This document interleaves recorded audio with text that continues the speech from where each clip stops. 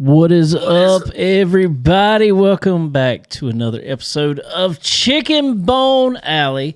I am your host, David Rogers, here with my good buddy, Racing Jason. What's up, man? What's going on? I can see you now, man. He's back. We can see. I mean, you look all high def now. You got off the iPhone 3 and the 2.0. 2.0. No, wait, the Rocket 1. The 1.2. Oh, no. Kale's already on. Kale, what's up? What's up, Kale? Kale was at where we wanted to be this weekend. Oh, he needs to jump on here. Kale, that little track in Ohio. Jump on here. Kale, jump on here if you can. Let me know if you can jump on here. I'll send you the link if you can. Tell me. Let me know in the comments. Anyway, what's been up with you, man? You know, we talked to you for about 2 seconds last week. That was awesome. That was a great conversation. It was a great conversation. Oh, yeah. Fantastic. I loved it. That was great. Got in and got out. That was awesome. 10-4, Kale. I'm going to call you in just a few minutes. Let get through this little first part right here. I want to talk about one little thing, and then I'm going to call you. We're going to talk about, or you want to jump on Zoom. You let me know. Anyway, what you been up to this weekend, man? I've been sick, Dave. You too? Everybody around here been sick. Somehow I had it before we went on the cruise. I remember that. Yeah, I was feeling rough. And got off the cruise, I was good, but my mom, dad, and wife have all had it. So just terrible sinus mess and all that junk. Yeah, the head, man. I wish I could take a shot back and it suck everything out, man. I'm telling you. It's rough. Rough. I haven't had hardly any appetite. My throat's dry right now, but it's so funny. My throat's dry as crap, but I don't want nothing to drink. I don't have a craving. I hear you there. Well, hopefully you can get over that quick. While we're talking about people getting over stuff and stuff real quick, everybody needs to remember our good friend Derek McGrew Sr. in their prayers. He is actually, I texted him with him last night. He actually apparently had a mild heart attack. Yeah, so they got him in the hospital. What? Yeah, he I mean, he's doing okay, doing fine. Like I said, I was texting with him last night. Said his blood pressure was super high and all that stuff. So anyway, told him, I said, hey, you got to slow down. He's one of them that he'll burn the candle at both ends.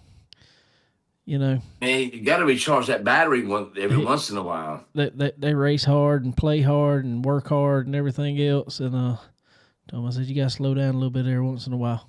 Man, thoughts and prayers, D-Mac. Oh my God. Yeah, for sure. For sure. So we're thinking of him. That's for sure.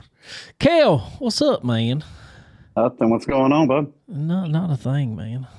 Not a thing. You missed a good weekend. You're Jason. How does your phone? Now you auto zoom. What now? You auto zoom. You like moved your hands, and it was like zooming out, zooming in. Really? Yeah. Oh, I do not know, Dave. He got one of them magic phones now, Kale. Yeah. He moved up from the iPhone 3. Oh, he done cracked my new screen. The 3 negative. You know, they had the pluses. He had the negative. Yeah. Kale done cracked my new screen, bro. I got to get a doggone new screen protector. Oh, man. Nice shirt, bud. That Trout Man shirt look good on there. Yeah. You know? Yeah, it's an old one. Well, I got some I can't say, but yeah, man, look out for them. But the World Finals, that's all I'm gonna say. Yeah, keep your eye on that car. That's all I'm gonna say. All right, Kale's got the Drake Troutman. Jason, you got the your thing follows your face. It's wonderful. You got a Devin Moran shirt. Champion. You know, I had to go throwback Davey Allison. Oh, Ooh. sweet. Nice. Nice. Just saying. You know. Heck yeah. Kale, Yeah, man. you was at you was all the way up at Eldora this past weekend, wasn't you? Yeah, man. We had a lot of fun up there. Me and our champion in our Legend Car Series this year, Quade Schoonover, and one of our other drivers, that Branson Grooms. We all went up there in the motorhome, and then Levi's dad met us up there, and Levi's uncle, and met us up there, and we just hung out and had a good time Friday and Saturday. Y'all had a party up there, Man. which It is was nice. pretty much. Kale's he's VIPing on us, Dave. He is. You know, he's. You like my big time. hat, Dave? I like that. Hey, I got. I knew Rachel was going to say something. I don't even have one anymore. Well, I got a gray one somewhere. I don't have a black one anymore. The only black one I got is the one down at the end of the table, and Dale Earnhardt Jr. signed it, so I just hung it on the end of the table. A special edition. That's a special edition Chicken Bone Alley hat down there. Yeah. I get you one. I gotta get some Chicken Bone Alley hats, and some new Lucky 13 Motorsports hats. Heck yeah. I can't get none. Man. I'll send you one. I gotta get some. We need Racing Jason hats. He's got some. They're on his website. No, I got some here. Kale, you need to give me your address. I can send you one. I got some here. I got some for the World Finals. Okay, Ashton cool. Wingham would drive me crazy for a hat. I got some. All right. I'll holler at you later. All right, 10-4. Oh, cool. Well, let y'all know. It was a good weekend, man. No. Go ahead. I was just gonna say real quick before we got into all the racing stuff. I was gonna let everybody know real quick. This past weekend, I had to go out to a local place here, Langston Ranch, who has actually come on board as one of Lucky 13 Motorsports sponsors for 2026 season. I am very appreciative to them. So we kind of, I guess you could say, debuted the truck out at Langston Ranch. I should have saw that. It looked good. I probably should have put a picture on here, but it's on our Facebook and stuff like that. Facebook. You should get a Facebook. There's a lot more people on there. There's a lot more people on there, but there's a lot more news comes across. He don't want his page to grow, I guess, or something. I guess not. Racing Jason would be huge if he was on Facebook. Do you know what he would do with unlimited words?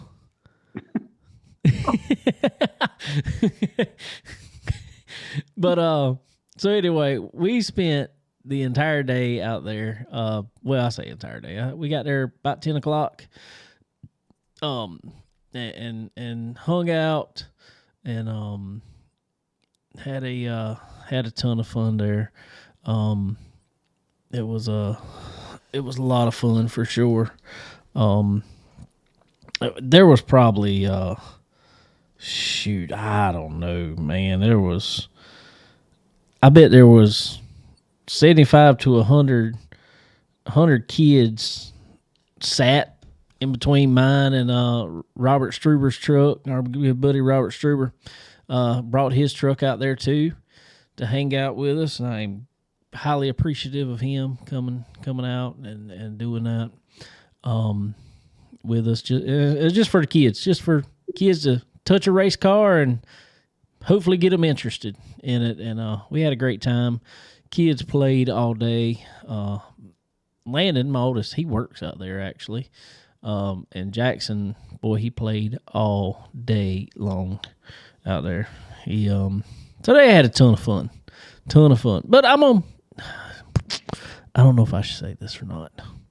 I don't know. But you only got two race cars out there? Okay, so you going there. That's where I was going at. I knew it. Hey, look, Dave, I tried to get cars. I know you did. And I know if Kale was down here, Kale would have been right there. And I got a lot of, trust me, I know if Connor could have been there, Connor would have been there. If my brother Chad Webster, if they would have had their rear end and transmission back, they would have been there. And I know people had stuff going on. Don't get me wrong. I do understand that 100%. 100%. So I'm not, don't think I'm pointing it at anyone like that. But man, I told Jason, I think I told you this the other day, man. Dude, we look and we want fans to come out to races. We need fans to come out to races. We talk about, fan attendance being low. Okay, guess what? If we get fan attendance high, you know what it's going to do? It's also going to, eventually it's going to up purses because tracks be able to afford to do stuff like that. It's going to give free tires at some point in time because look at what they've done at Southern National, the way that they set their stuff up and got sponsors to do it, and they're getting people in there. But in order to get these fans, you're not going to gain them at the track. You're not going to gain them at just on Saturday at the racetrack. That's not where you gain fans. You've got to, quote unquote, give back. And you got to go out and make fans. And I'm not talking about for me. I'm not making a fan for me. I'm trying to make a race fan. I want them at a racetrack. I don't care what racetrack they're at. I just want them at a racetrack. Man, come on, guys. Help me out. Help us all out. Like I said, I get people have things to do, have things scheduled. So I'm not pointing any one person out. I'm not trying to do anything, and I'm not talking junk really, but man, you got to step up and give back a little bit. And like I said, I know there was a bunch of guys that's been done with the season, got cars tore apart, trying to make big races. 100%. And I talked with a few of them that were like, man, I really want to be there. And we don't have our stuff back yet. We thought we were going to have it back and just not. And I get things come up, but I don't know. Maybe I'm jumping on too high a pedestal for that. I don't know.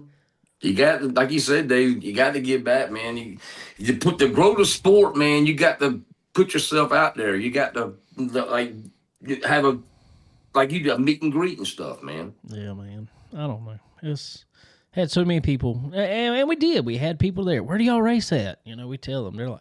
We tell them kind of around the time we're going to race. And racetracks, too. Now, I get Florence Motor Speedway had some stuff going on. They had their monster truck show there. All the guys were there. But, man, God, get one of the monster trucks out there. Oh, my God. That, too. That would have been awesome. What? But, man, tracks even. Come on. I put it out to them, too. Let's get a tent. We're there. We can man it. Give out a couple free tickets or some coupons for a little bit of money off or something like that. When people are offering to do this for free for you, man, come on. We got to do everything we can to get fans in the seats. I don't know. Yeah. Frustrates me. I'm sorry. I'm sorry. Oh, you good, man. You good, bro. I agree with you, Dave. Just saying. Might make people mad. I'm not trying to make anybody mad. Like I said, I know. The Dirt Track World Championship, it looked like on TV that there wasn't hardly anybody there. But if that would have been at a Portsmouth or West Virginia Motor Speedway like it's going to next year, that place is going to be packed. It's just Eldora is so big, so many stands. Yeah. And they keep adding. But I got a question about that. I know I 100% get what you're saying. But why does that race not draw the huge packed stands? Go ahead, Jason. I think it's a lot got to do with the weather. I mean, you're in Ohio, which is 20 miles south of the North Pole, and it's freaking, mid-October, so it's gonna be cold. Unless I go up there, rain all weekend too. So unless I go up there, then they have record highs every day. No rain this weekend, and I wore shorts all weekend except for the Friday night race. I wore pants, but probably didn't need them. But you live up there, Kayla. You're used to that stuff. He hates cold weather. I hate cold. I'm from Texas, bro. Well, that is right. I love cold weather. I hate sweating. I hate sweating bullets. Whew. I'd rather sweat any day of the week. Oh no, man, it's so miserable. I tell you what, this ain't no lie, Kale. Went to Cherokee early this year. I forget what race it was, man. Back in June, Grassy Smith. Man, I cooked 150 degrees, man. I mean, I was about to die. My shirt was soaking fresh. Thank goodness I bought me another shirt. I was about to fall out. Wow. Yeah. It's crazy. But then again, okay. So you say that. What do you think, Hill? Why are we not packing out Eldora for the Dirt Track World Championship? I think they just had a race there with the World the month before, and then they had the 4 Crown the very next weekend. I think Eldora was doing too much in shorter amount of time, my opinion. But now they're doing the World, they're doing the 4 Crown, and then they're coming right back for a 2-day show the weekend before the Dirt Track World Championship that's moving to West Virginia Motor Speedway. That's crazy. So I don't know how attendance is gonna be for that one. That's crazy that they're moving that to West Virginia Motor Speedway, which I mean I don't dislike at all. Go ahead, sir. Oh, I got some news for y'all. Go for it. Remember, was it last weekend? The weekend before last. They had 246 cars in 4 divisions. Mm-hmm. That guy, I forget what's the guy's name, y'all, who's running WVMS now. What's his name? Golly. I can't think of it. He pocketed. He cleared. Listen to this, y'all. He pocketed over 150 grand. Oh yeah. From the pit gate, from the stands, concession stands, and all of that, man. He pocketed, walked away with over 150 grand. Good for them. Good for him. Yeah. Great for him. That's awesome. So this is gonna be big, y'all. This is gonna be huge. I'm so happy for West Virginia anyway, having a new venue coming to them. I hope the Hillbilly gets moved. I hope the Hillbilly goes back to West Virginia where it should be at in the first place. I agree. And that guy that owns the West Virginia Motor Speedway bought Elkins Speedway in West Virginia as well. So what is his name? God, I'd have to get off my phone to look it up. Me too. I can't think of his name. David's got all that access there. He can probably look it up. But I will tell y'all. Did y'all know that the coffees? You know Wyatt Coffee? Oh yeah. Okay. His granddad's been helping out with the track prep at both tracks, WVMS and Elkin. So good for the Coffees. Wow. Yeah. That's good. Those are some good people, man. The Coffees are awesome. If you ever get a chance to meet Wyatt Coffee and the whole clan, go say hey to them. They are freaking awesome. Have you ever been to Tyler County where the Hillbilly was at? Have you ever been there? No, sir. No, sir. It is great track to race on. It is Mike and Becky Hurley. Yeah, that's it. Hurley. Yep. But it's a great track to race on. But that, as a fan, you have to be covered up going there because you will be completely covered in dirt when you leave. Dude, just like that in Charlotte. Is it really? Hey. Dude, I'm going to tell you the dirtiest I have ever been at a racetrack. Ever. And I've been to, quite a few. Dirtiest I have ever been was, when was that the Sizzler that they had in Charlotte? 21? 21? Yeah. 22? I was there with Earl. Derek Ramey was racing. Sat on outside pole, I think it was. Him and Brandon Overton sat front row. And I was there with them. And, dude, I stayed at Randy Keene's house. And I remember going there that Friday night, I think it was, and taking a shower. And I literally just stood under the water for probably 10 minutes, and dirt was just washing down. It was a day race, Dave. I don't care. It was still the dustiest, dirtiest track I've ever been to in my life. I don't care if it's day, night, or what. Day race, Dave. Okay, when do we get rained out of World Finals? And we had to race a double that Saturday. Oh, and that was god-awful. That Saturday was good. But it's a day race, Dave. Red clay. What do you expect? Track prep? That's what I expect. Track prep? Oh, my God, bro. I don't care. I don't care if track prep. You can put a pond on top of it, Dave. It's going to dust up. Well, it's put clay. that pond on it and let it dust up later. Don't let it just stay dusty. Dave. Oh, my God. Dave. I'll tell you this, Dave. I went to Cherokee for the Hunt the Front finale of the weekend. That Friday night, man, it was so cold. That wind was blowing at you from the north, coming straight at you, and the dust, Dave. Yes, it was dusty because of the wind. I get it.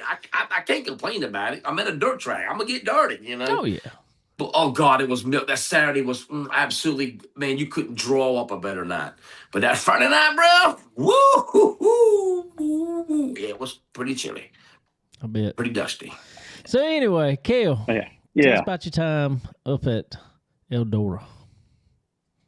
Yeah, we got there Friday about 12:30ish, 1 o'clock, probably about 1 o'clock, and all the racing, that was going to be happening that day, the steel blocks and the modified feature, and then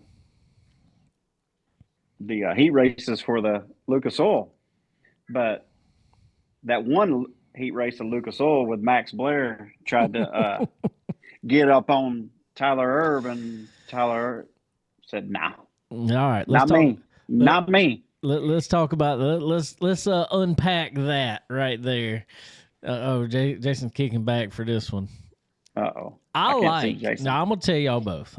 We've had Max on the show. I've talked to Tyler, I think at the Dirt Track World Championship a few years ago. Or what was that, 2020? I talked to him there. And I mean, that's the only time I really talked to him. I mean, I'd love to have him on the show. But anyway, regardless. So I like both those guys. I don't dislike either one of them at all. I think they're both hard-nosed racers. But I'm going to tell you what, personally, I think Max made a awful, terrible move there, in my opinion. Jason, what you think? I see the eyes. Dave, okay, here's what I posted. I posted the video up, of course, on Twitter. Here's what Dave, there's give and take in racing, and they were not giving, they were just taking. Now, could Turbo let up? That's my whole thing, too. Turbo could have said, oh, you know what? Put back up the throttle. Because these guys have driven a car before, I believe. They know what a gas pedal is and how it works, right? I'm going to tell you something, though. And this is coming from a driver point of view more than anything. And especially when you're on dirt and it's slick. It's bad enough on asphalt, but it's going to amplify it even more on dirt, especially when you get down to that bottom when it's still greasy down there or sandy or whatever it is down there. I mean, regardless. If you watch that video of Max coming down to when he dove down on the straightaway, kind of hit Turbo maybe just a little bit in the right front. I don't even know if it was hard, but what it does is it sent him down the track, and he got in that whatever junk down there. If you watch if you watch going into turn one, his car was still turned back to the right. It wasn't that he could just get off. He was trying to turn. It was because of the move that Max made down, and Turbo still trying to correct from that caused him to run into Max again. Because at that point, you can't just stand on the brakes. You're going to go straight up the track into the rest of the field. Okay. All right. But this is what I think is, what would Turbo's owner say if he did let out and just let him go? Would he be like JD's owner saying, when Bobby did that to JD at Florence? I don't know if you remember that at the North-South. Junking, So Turbo did. Well, I get the junking part. I 100% get that, but you can't junk him and yourself at the same time. No, you cannot do that. You cannot do that. And I'm going to tell you, I still don't think, and they haven't, Turbo's not going to say he just drove down there to take him out after that point, because I still don't think he did. I think he tried to make the corner. I think the car was just so out of shape already. It don't look a ton like it, but I'm gonna tell you, if you watch the front tires, Kale, you've got shoved down like that before and try to correct back up the track, especially on the dirt track, and you can't just in and out everywhere by no means. I don't know, but it made it exciting that night. Oh, that's for sure. Just wanted to hear the Turbo interview. That would have been the interview of the year. We didn't get it. We got robbed. I know it. They know why they didn't.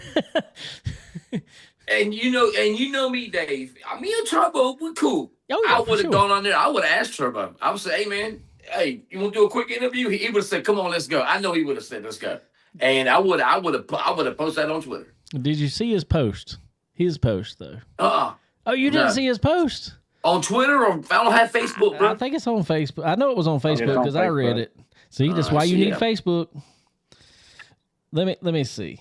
I want to read it for you. All right, because it was great. Oh boy, here we go. It was so funny. Are we talking about turning up the volume and all that? Yes. Yeah. Yes. Let's see here. Okay. It says DTWC update. Our fun meter is maxed. So catch your favorite idiot at the race trailer this afternoon.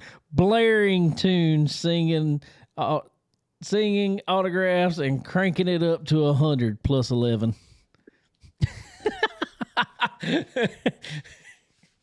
He's hilarious. Oh my God. See, Jason, you need Facebook. You miss stuff like that.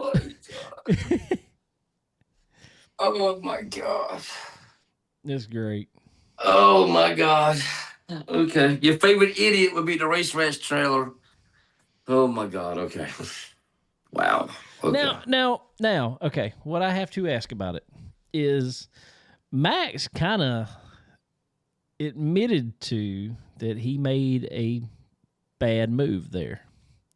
Yeah, he did. But he still went off on Turbo. Mm-hmm. I don't understand that. This ain't the first time he cussed somebody out this year either. Do you remember Raceway? Was it Raceway 7? Or the next night at Path Valley or whatever they were in Pennsylvania? Who did he call? He called somebody else another idiot. Who was that? I don't remember, but I remember him getting mad. I don't remember that either. Oh, I can go. I bet you. Before the show is over, I'm gonna think. I'm gonna tell you who it was. But I'm gonna tell you who it was. I mean, I don't know. If I know that I just did that and drove somebody down like that, I can't be too mad at that point. I might be upset that, dang, that didn't work out. But I got to understand why that dude's mad at me. I would like to know why somebody's mad at me. I mean, I'm always, why are you mad at me? What did I do? Exactly. Yeah. So, I don't know.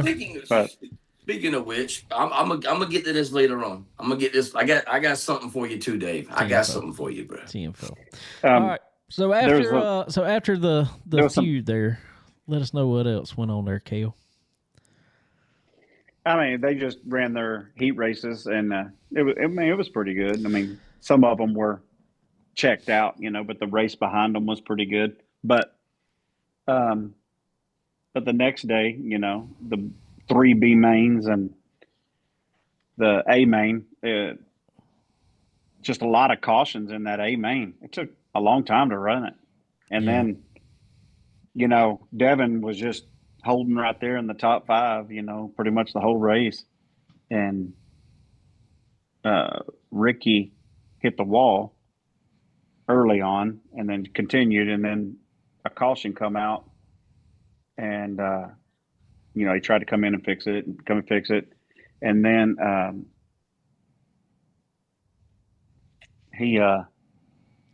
it was another caution a few laps later. Davenport come in, and he got new tires, and when he did, he was from the back and he was flying, and then he was running down some of the guys up front, the top 10 guys, and he was running down. I think he was running like 13th, and then I don't know, y'all probably watched it, where Ricky wrecked in turns 1 and 2, and then Davenport had nowhere to go. Right. Just loud. All right. So in saying that, obviously, Devin. Well, we know now he won the championship. Lucas Oil champion for 2025. Okay, we talked about this a few weeks ago a little bit, Jason. At this point, after this and seeing what could happen in that final race with, some of the front runners in that championship getting taken out. And I will say, this is one thing I want to add. If you go back to a straight full year point system, RTJ would have been a 3-time straight champion. Okay, with just knowing that, I'm not saying that's right, wrong, indifferent, whatever, because it's not the case. But in knowing that, what do y'all think about the playoff style format that they got going on in Lucas now? Better than the first one. Yeah. The first playoff situation, but I don't know. Whatever. I mean, we kind of have something like that in our series. Right. That whether I like it or whatever, and just play by the rules, I guess. I mean, what was really big was you got so many points for every win after they locked it. They locked the top 4 in. So really, that puts a thing on. Go out there and win more. That gives you a bigger lead going into the playoffs. And I say that too. If you're gonna have any type system like that, winning needs to be awarded more, so people are trying to win and not just be consistent. Right. And I say, even if you do a full year, because I know we talked about NASCAR's talking about going back to a word on the street is anyway, NASCAR's going to go back to a 36 race full schedule, full season. But my thing is, I don't care if you even do it like that. Award the winner more points. That way there's bigger emphasis on points. On winning. Yeah. Yes, sir. Yeah. I agree.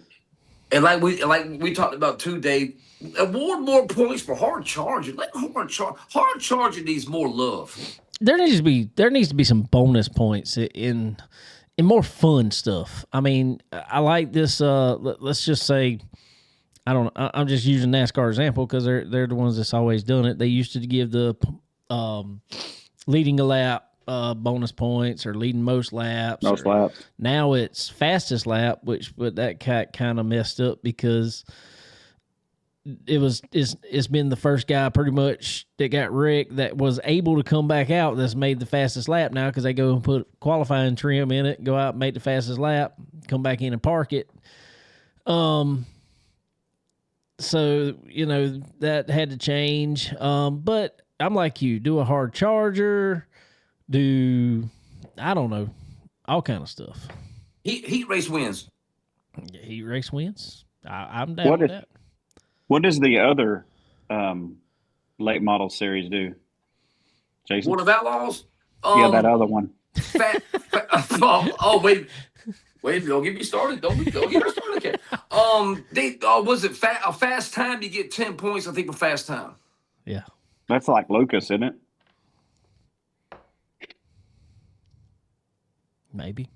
Yeah, it is. Yeah, I think so too. It is. Yeah. And to me, that is the things that, and I think every series, I don't care if it's Lucas, World Outlaws, whatever, they need to promote that more.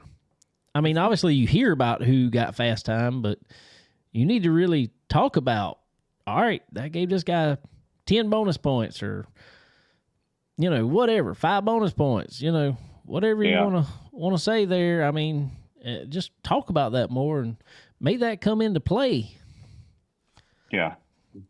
I know what it is, Kale. I know what it. I think the person who gets the most fast times during the season at the banquet, I think they get bonus money for that at the banquet. I think that's what that is. Good. Yeah, that's good. Yeah. So I could be wrong about that, but I think that's what that is. That sounds good. So what's your feelings on it there though, Jason? As far as this, all right, okay. I'm on the fence, Dave. I'm on the fence. I'm on the fence about this thing. Playoff. Okay. Last year, World Finals. The World of Outlaws. Yeah, KO, World of Outlaws. By the way, it came down to Charlotte. Last race of the weekend, which is great. But I just hate it came to a flat tire with Pierce. Brandon Shepard won the. Can you imagine Brandon Shepard won the World of Outlaws last year? Wow. But yeah, it came down to the last race. Yes, they don't have a format. I kind of like that. I don't like how Pierce has got the big lead right now, going to Sonoya coming up, and he's gonna probably clinch the championship with another race to go. I like it. I don't like it. I'm on the fence. But is it a good thing? Oh, go ahead, Kel. Go ahead. No. Go ahead. I was just gonna say, is it a good thing though that at least dirt super late models, have a couple sample sizes to choose from? You can watch Lucas, you can get the playoff format, you can watch World Outlaw, and you're gonna get a full year Mr. Consistent. Whoever does the best all year is going to win this championship. I mean, does that help? Just in the way of thinking, or is it just do it this way?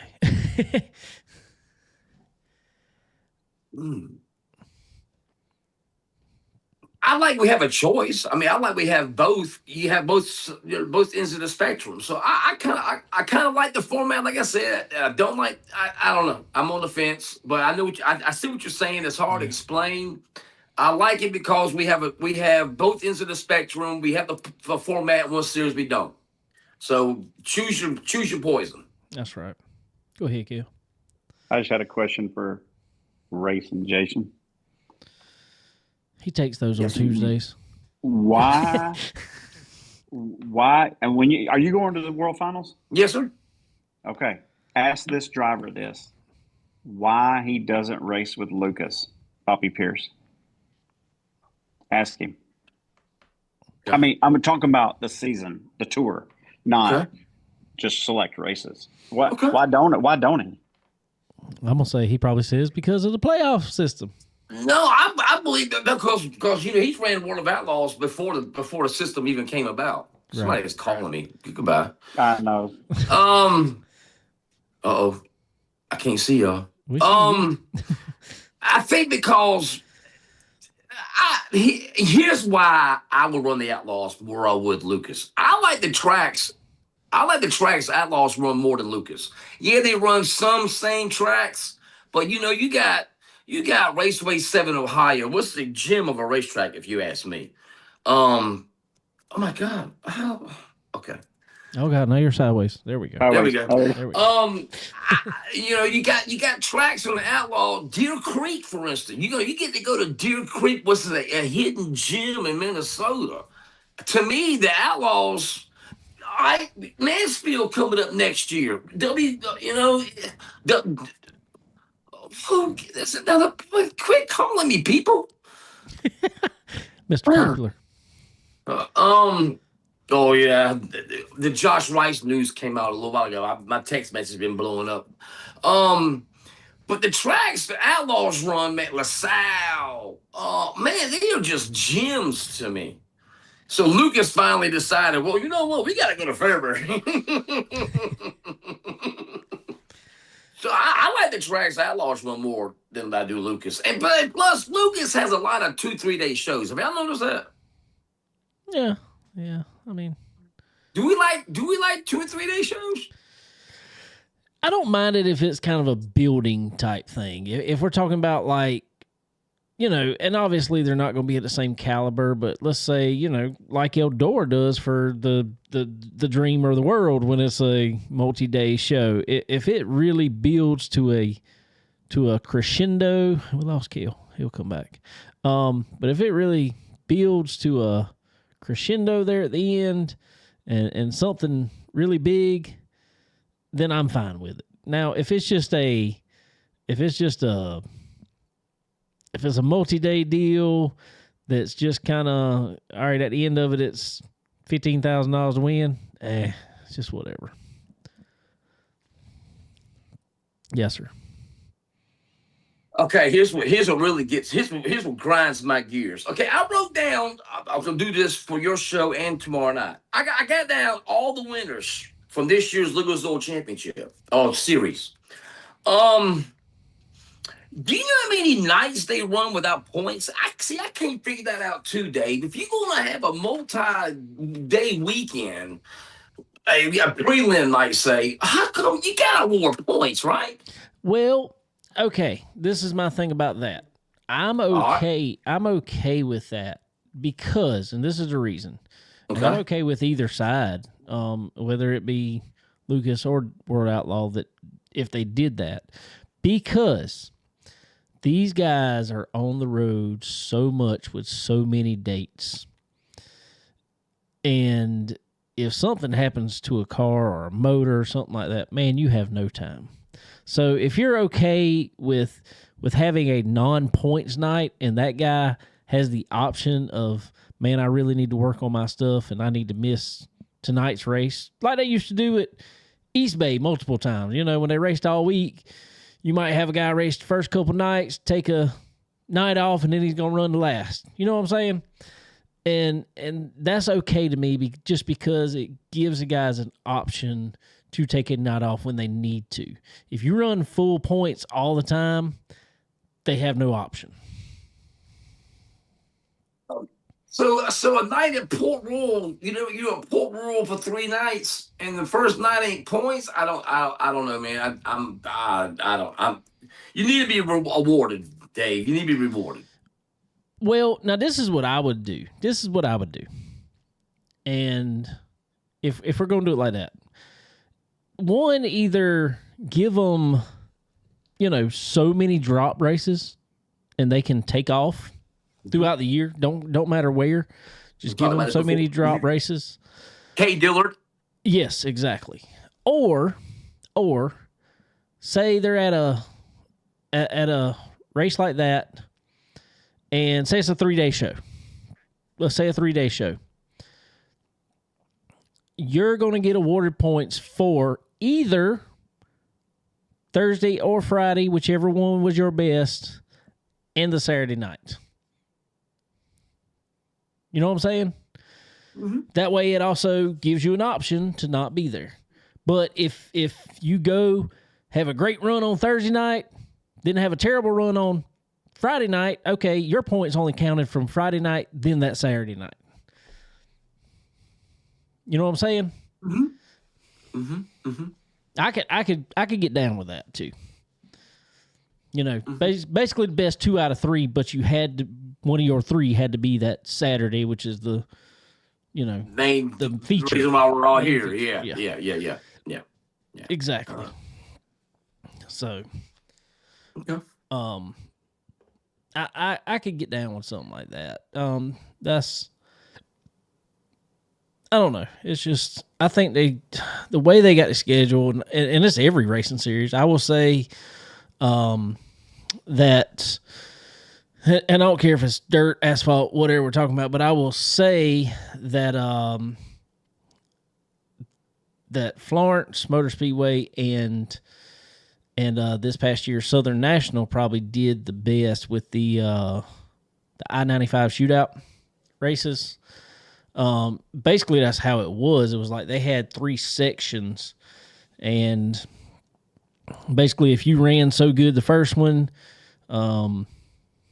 if you won the first segment, like in the points, you were locked into the third and final segment, which meant through that middle segment you could miss some races if you needed to. You didn't necessarily have to run every race to still be in the points hunt. So, but I will say this: it worked out good in some ways, as far as just giving the guys time off. Mm-hmm. But what it did was also the guys knew they could take time off, and so it was like very few races they got all the cars that were in it there at one time, because once it got to the final segment, some of the guys that knew they were out of it didn't show up. Yeah. And, they missed some of the first races, and so you never really had what would have been a full field, other than maybe at the icebreaker, which was, at the first year, they had a full field there. After that, it was kind of sporadic of how many cars were going to show up. So, Yes, it's hit and miss, man. It's hit and miss. I don't know.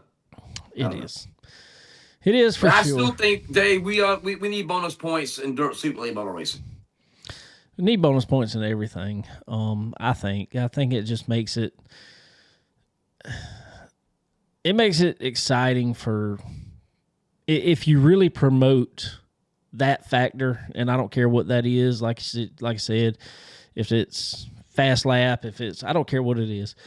If you really hit on that and be like, hey, this guy needs to go out here, he needs to win this race and get fast lap, to have a chance to be locked into this, or something like that. I don't know. But at the same time, I'm with you in the fact of, like you talked about Bobby Pierce, he's probably going to wrap it up this week or next race at Sonoya. I don't know. That can be boring, but I don't know. It's one of those things. I don't think there's a perfect way to do it. I don't think no, there's a perfect way to do it. It's not science, Dave. It's not science. Kirk Loudy, what's up, man? Let me ask you this, Dave. Yes, sir. How many wins did Devin Moran have on the Lucas Oil Series this year? Oh, God. I have no clue. I have no Really? clue. I really don't have a clue. You want me to guess? Yeah. I'm going to say it's in single digits. Okay. All right. Am I on it there? Oh, yeah. You're single digits. Mm-hmm. 5. A little bit higher. A little bit higher? Mm-hmm. 7. A little bit higher. 9? Yep. Okay. And guess how many wins JD had on the Lucas Oil on Lucas Oil Series this year? He got in a little hot streak there but a minute, but I don't know that was. I'm gonna say he had about 7. Mm-mm. More? A little bit higher. A little bit higher. 9 also? Yep. There you go. Ah. Wow. That's amazing. And How many, see, I would how have many thought did Devin RTJ have? RTJ had. How many you get? Guess. I'm gonna say it's less than that, isn't it? Oh no, sir. No, more? I don't, dude. I'm terrible at remembering who won what. It's a point to this. I'm going to tell you this. I'm gonna say he won 15. 14. Good, 14. Dave. That's close. 14. See, when I looked at this yesterday, I was like, man, Devin Moran had 9 wins. What was I at? I figured, JD won all the crown jewels. Yeah. Devin Moran won a couple 10s, couple 12s. Really nothing. He did win one crown jewel. Gosh, what was it, man? Oh, what did he win? Dog, it one of them. Oh God, wasn't topless. What the heck was it? The Red River Rumble? No, RTJ won. RTJ won that. Yeah. Who? He won a crown. I can't remember. He won a big race. He won a big race. But like I say, like I'm saying, Devin won 9, but really, I can't really count on top. I can tell you what JD's big wins were. He won the North South. Yep. He won Firecracker. I mean, he won some big races. But Devin really didn't set the world on fire, but he won the championship. Good for Devin Moran. He was consistent and then ran up front when it counted. There you go. I mean, he learned how to work the system, and I mean that's what you got to do with a system like that. And I mean not that I promise you he was going out there every weekend aiming to win. I mean, it wasn't that he wasn't. I mean, but he knew in this playoff system, look, if you can run solid top 5s through that playoffs, and other guys have a bad night, that puts you in there, and that's exactly what he did. And that's exactly what happened to DWC. That's exactly what happened. I don't know. How many races is the playoff thing for them? Is 4 races? That's what I was thinking.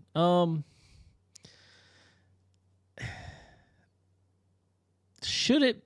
Okay.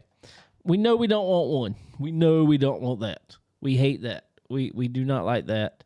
Did not like that. Did not like that. Is 4 the right number? Okay, Mr. College Playoff.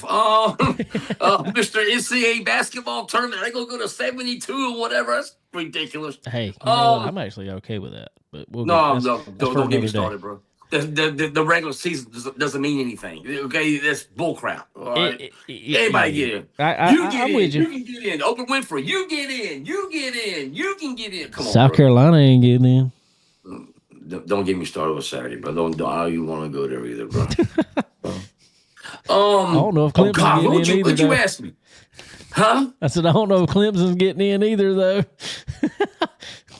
Good for them. Just kidding, y'all. Sorry, Clemson fans.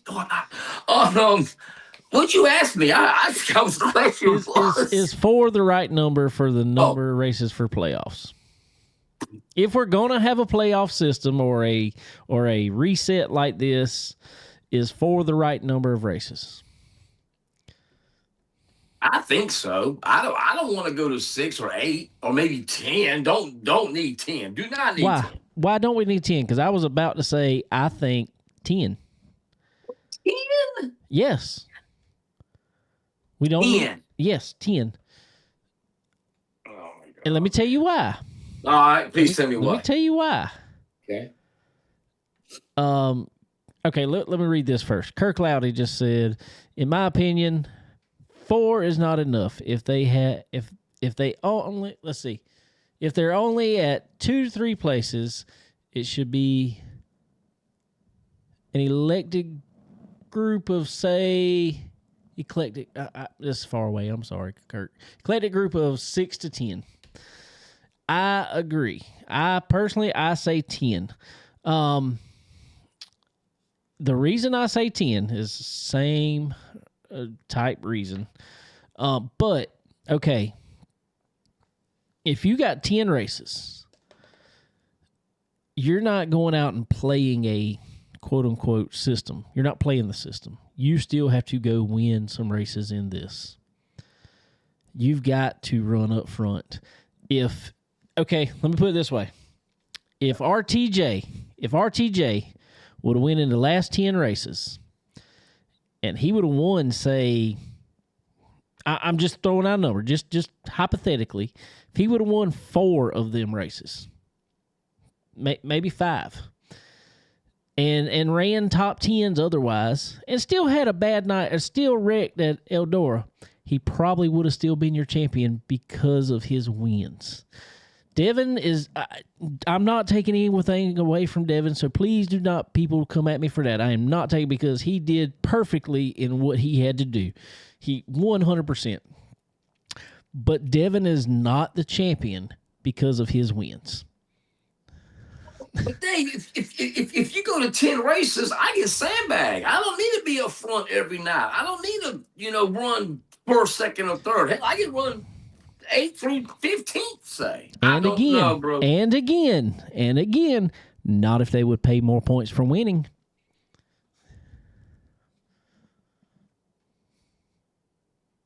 If we pay more points for winning, we don't need that many races in the playoff, right? Yeah, you still need that many. Because then turn around, say if RTJ won 4 races then Devin does turn around and he wins 4 races, guess what? They're still close. Now, if RTJ goes out and wins 8 of those races, yeah, you're probably done. But what's the likelihood of that happening? Yes, it may every once in a while. Yeah. If you did it on the World Outlaw side, yes, you may have Bobby Pierce doing that. Especially this year. He has been hot. He has been hot. There's no doubt about it. I don't care what kind of system you would put Bobby Pierce in this year. If he ran like that in it, he would have won it.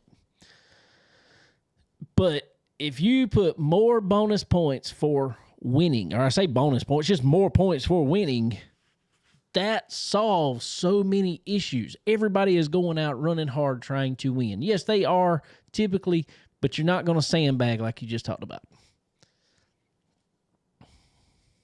Okay.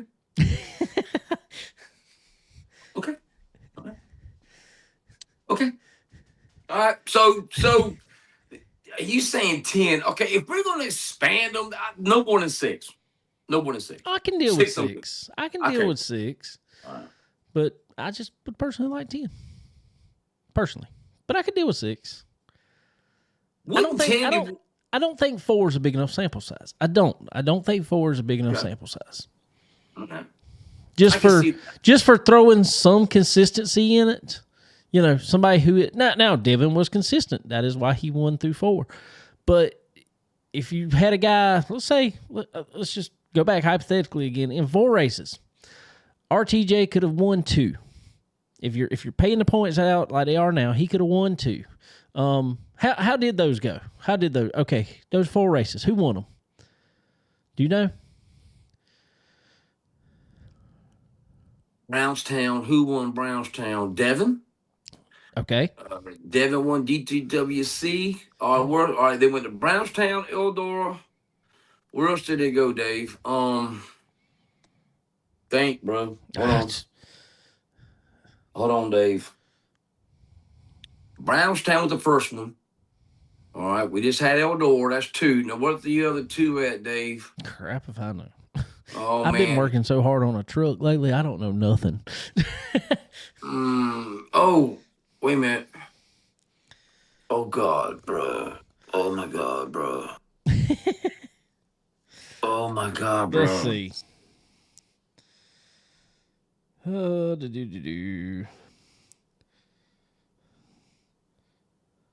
Lucas, because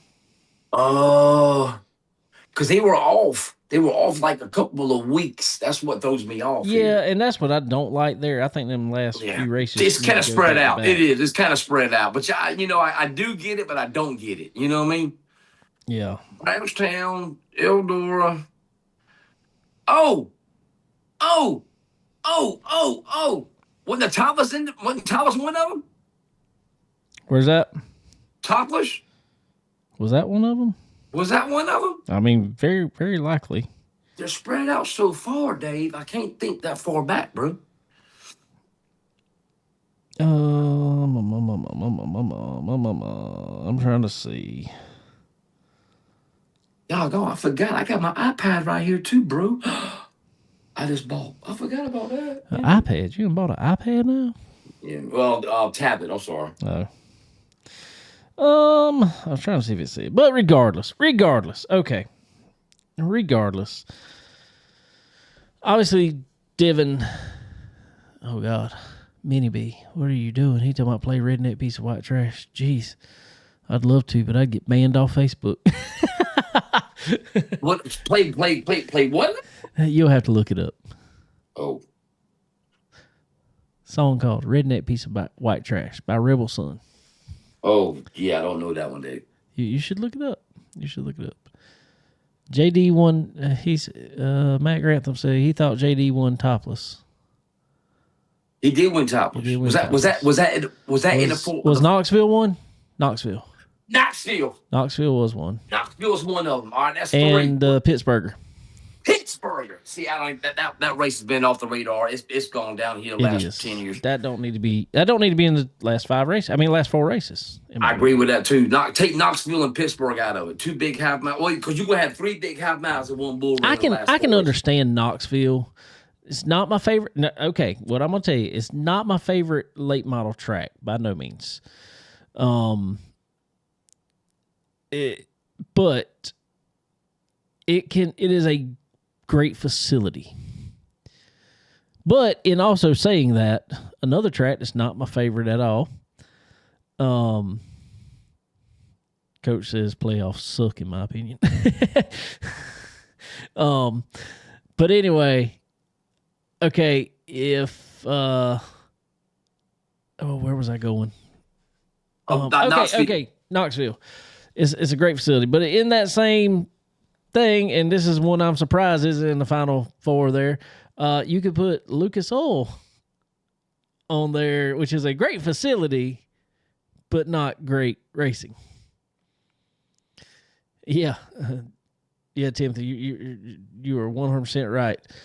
He says, way to fix that problem is alternate racetracks. I 100% agree. I 100% agree with that.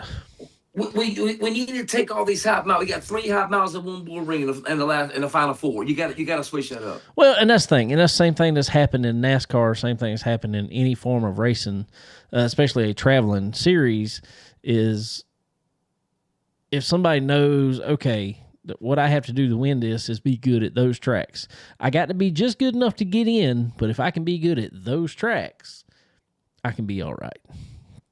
So, yes, you're 100% correct. Rotate them around, because what they're doing, I don't like. I don't think. Now, in saying that, I'm not bashing on Lucas Oil because I don't think it was bad this year. I don't think it was bad.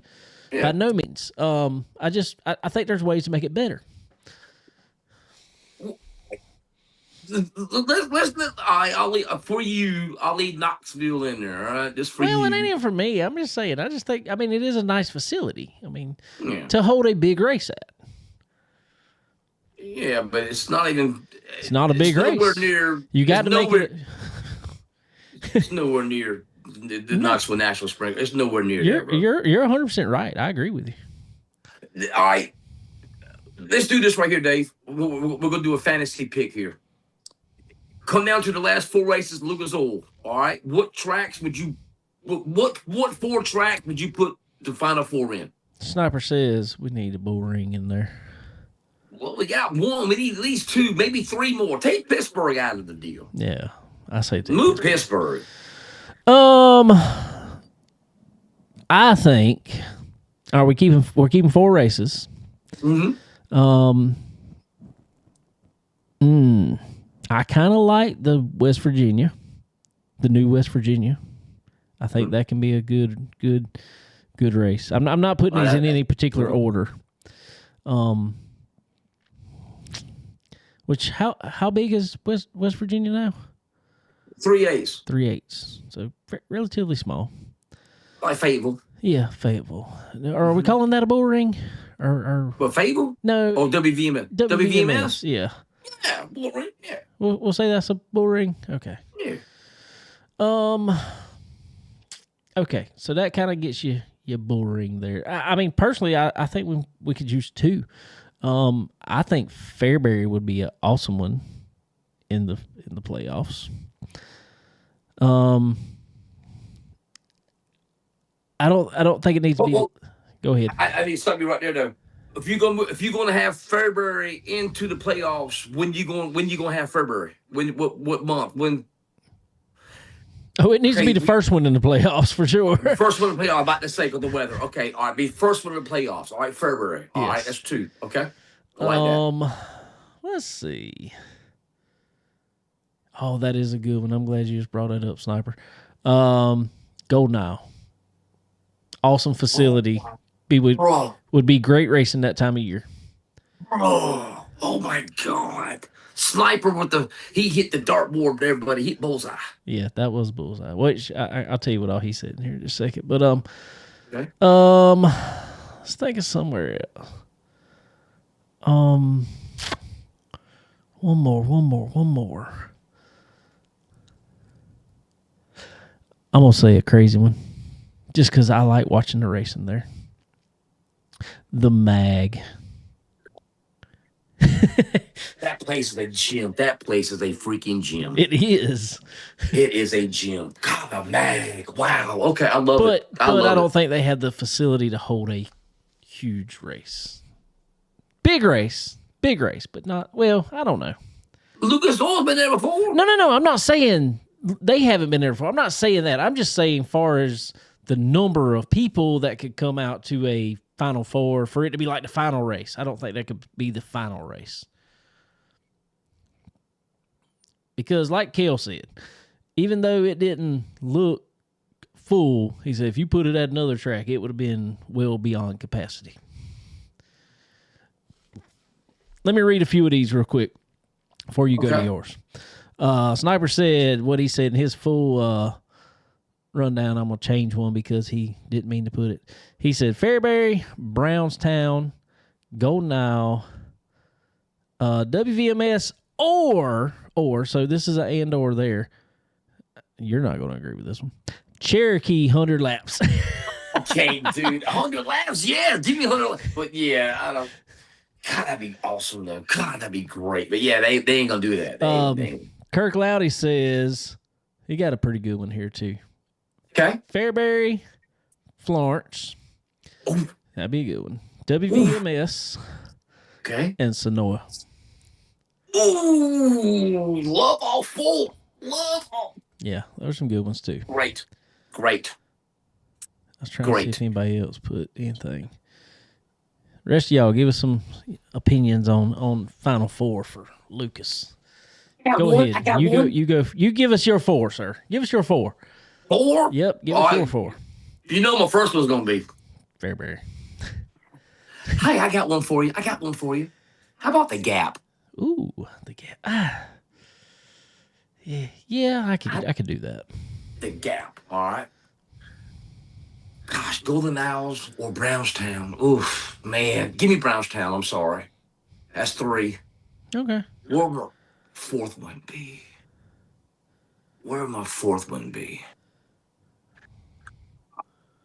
I love it. I'm going to say Golden Owls. I think that's my thing is we always go to Golden Owl at the first of the year. And I get why we go because it's cold. And, I mean, that's when it's been. I know it's changed, but you know what I'm saying. It's still at the first of the year. Our buddy Andrew Gare said anything without red dirt.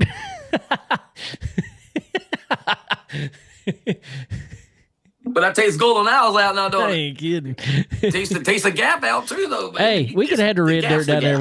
We could have red dirt. We just need to pour more motor oil on it to get it to get it back black. Do like Junior did. Just put beer on it. Remember the go-kart track? Yes, that was great. Yeah. But yeah, the Gap's red dirt, man. But the Gap is the Gap. Yeah, for sure. Yeah, for sure. All right, well, finish yours. That's my 4. Did you give 4? Was that 4? I'm sorry. Fairbury, Brownstown. That's the Gap, and Golden Owl. Golden Owl. That's right. But yeah, I think a late season Golden Owl would be cool. Who owns Golden Owl now? Don't know. I know Bronson had it for that little bit of time and poured all that money and then sold it. I know. Within what? Not less than 6 months. Yeah, I know. So I was in shock. I was. Were you?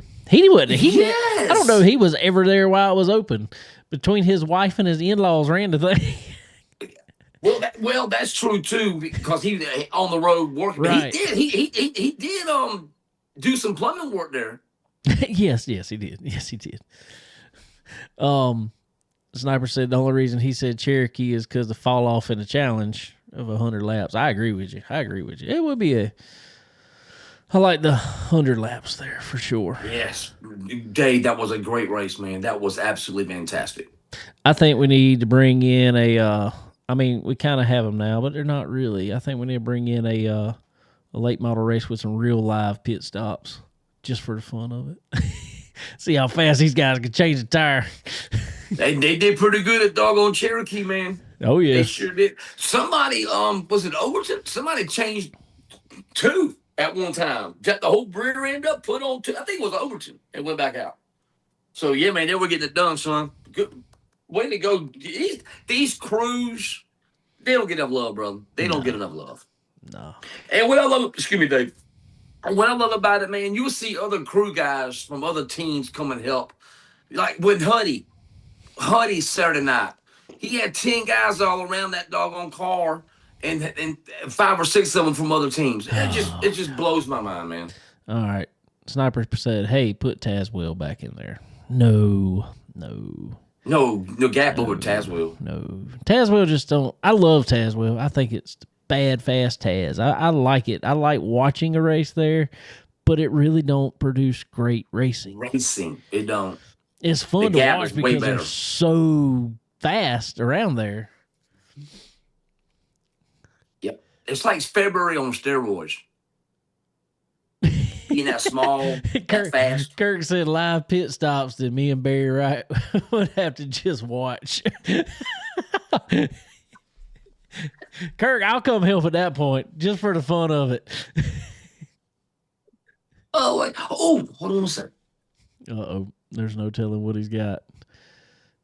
We get the zoom out when he walks away. This new face following feature you got is something else. Oh, fun. Oh, so anyway, while we're waiting on Jason here, what's he got? He's got a good old Kate Loudy shirt. I got his shoes. All right. See, you got a shirt. I got his shoes. Huh? You got Kate Loudy's shoes? How'd you do that? Bought them from him. He was selling a pair of racing shoes, and I was like, "Hey, that's my size. I need those." You're kidding me, man. Oh yeah. Did he sign them? No. I pick on him about it. We talk every once in a while. They are great people, man. They are awesome. Oh, yeah. I love the Loud. They are awesome people. He said, "That's right. You ain't wearing it." No, Kurt. I got on the flip flops. Always. Dave, you can't wear nothing but a thong, bro. Come on, bro. Why? If I'm not at work, I got on flip flops. I wear slides, bro. I don't wear flip flops, bro. Slides. Never had wore flip flops. Wow. Dude, I've wore flip flop. I'm gonna tell you this. I'm gonna tell you something funny. I started probably really wearing flip flops in high school, I guess you'd say. I've still got a pair of flip flops that I had in my 10th grade year of high school. They've just held up that long. A pair of rainbow flip flops. Okay, rainbows. Okay, if you're gonna get rainbow, I mean, if you're gonna get flip flops, get rainbows. Those are the top line. Nope. I've got some that surpass that now. Better than rainbows? Yes. Who's better than rainbow right Olakai's. now? I have no idea what that is. Olakai. Hold on. Olakai flip flops. They're the best. They actually have an arch in them and everything, just like a tennis shoe. No. They're great. Is that a pump? What is I mean, you can. I don't care. Dude, see, I'm the guy that walks around here. Let me tell you, I went skiing one time. Well, I went skiing quite a few times, but this has happened every time I've done it. Water or snow? Snow. Okay. I mean, I've done both, but snow for sure. And you walk in there and you hand them shoes just like you do in like a skating rink to get you skis or ski boots. Didn't know that. Yeah. If you're renting or which is what I do because we don't have enough snow for me to own a pair of skis. I walk in there and hand them flip flops. They're like, "You're seriously wearing flip flops? It's freezing outside." I'm like, "Yeah, I wear flip flops all the time." Are you serious? Me and Brandon Overton are always at the pits wearing flip flops. Oh yeah, okay, all right, yeah. Brianna, I forgot about that. Yeah, sexy's open. I was picking on him in Bristol one year though, because I'm still up there wearing flip flops. It's cold as I don't know what outside. And I said, "Where's your flip flops?" He said, "Dude, it's too cold." I'm like, "No, it's not." Was the hat on backwards? Oh yes. For sure. Kirk said Olakai's or Sanooks. Sanooks are good too. I got a pair of them too. See? Flip flop crew. Wow. Yeah, man, I'm good. I got my Under Armour slides. You sound like my son. You probably wear them with socks too, don't you? No. See, the kids nowadays, the teenagers. My son's 16. The teenagers don't wear anything without socks. And I'm like, you defeated the purpose. Yeah. Slides with socks. Yeah, I'm telling you, that's what the kids are all about it. Nah, bro. Nah. Come on, man. Oh, Kurt said now he's a slides guy though. Okay, well y'all be slides guys. Y'all do y'all slide jobs in y'all shoes, whatever. There you go. That's right, baby. All right, real quick before we get any farther, ladies and gentlemen, let's have a word from all of our sponsors. Get some water. All right, Dave. Are you ready to unleash the true potential of your ride? Tired of feeling held back? It's time to experience the Pro Fabrication difference. At Pro Fabrication, we don't just build headers and exhaust. We engineer performance. Crafted with precision from high-grade materials, our systems are designed for one thing: maximum power. Feel the instant increase in horsepower and torque. Hear the deep, aggressive rumble that turns heads. Our expertly designed headers optimize exhaust flow, while our performance exhaust systems deliver that signature sound that you crave. But it's not just about power and sound. Pro Fabrication means durability you can trust. Built to withstand the toughest conditions, our headers and exhaust are an investment in long-lasting performance. Whether you're hitting the track, conquering the trails, or just cruising the streets, Pro Fabrication gives you the edge.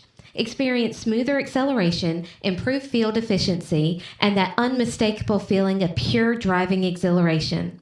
Don't settle for less. Upgrade to Pro Fabrication headers and exhaust today. Pro Fabrication headers and exhaust. Quality that wins. Chicken Bone Alley is brought to you by SRI Performance. They are your one-stop shop for all things racing. Do you need performance parts? Look no further. They offer a wide range of high-performance parts for various types of racing, including stock car racing, dirt racing, and more. SRI Performance also has the most knowledgeable employees in the industry. If you're looking for that hard-to-find part, they've got it. And if you're wondering how to make it work on your car, they know it. Check them out online at www.sriperformance.com. And when you do, don't forget to use the promo code CBONE10. That's C as in chicken, BONE10, and get 10% off at checkout. Stock Car Steel and Aluminum is a full-line steel service center stocking thousands of sizes, shapes, grades, and types of metals and plastic. If you need it, they have it. And if not, they work fast to find what you need and get it to you. Stock Car Steel and Aluminum also has the ability to cut orders to your specifications as requested. Their dedicated team not only brings many years of experience to the table, but they are always ready and willing to lend a hand with anything you may need. Stock Car Steel and Aluminum. Your material needs are covered here.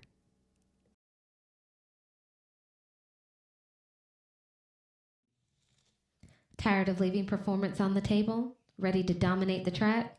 For decades, Earl Ramey Racing Engines has been the secret weapon of champions. We don't just build engines. We craft precision, engineered powerhouses designed for one thing: victory. From meticulous machining to expert assembly, every Earl Ramey engine is built with uncompromising quality and a passion for speed. We understand the demands of racing, and we deliver the reliability and raw power you need to cross the finish line first. Whether you're tearing up the asphalt or conquering the dirt, Earl Ramey Racing Engines provides the competitive edge you've been searching for. Don't just race, conquer. Contact Earl Ramey Racing Engines today and let us build your winning machine.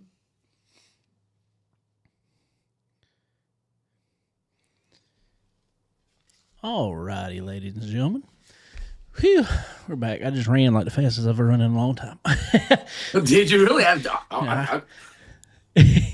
to hit a commercial and run. What you got? The last day, Quill. Oh God.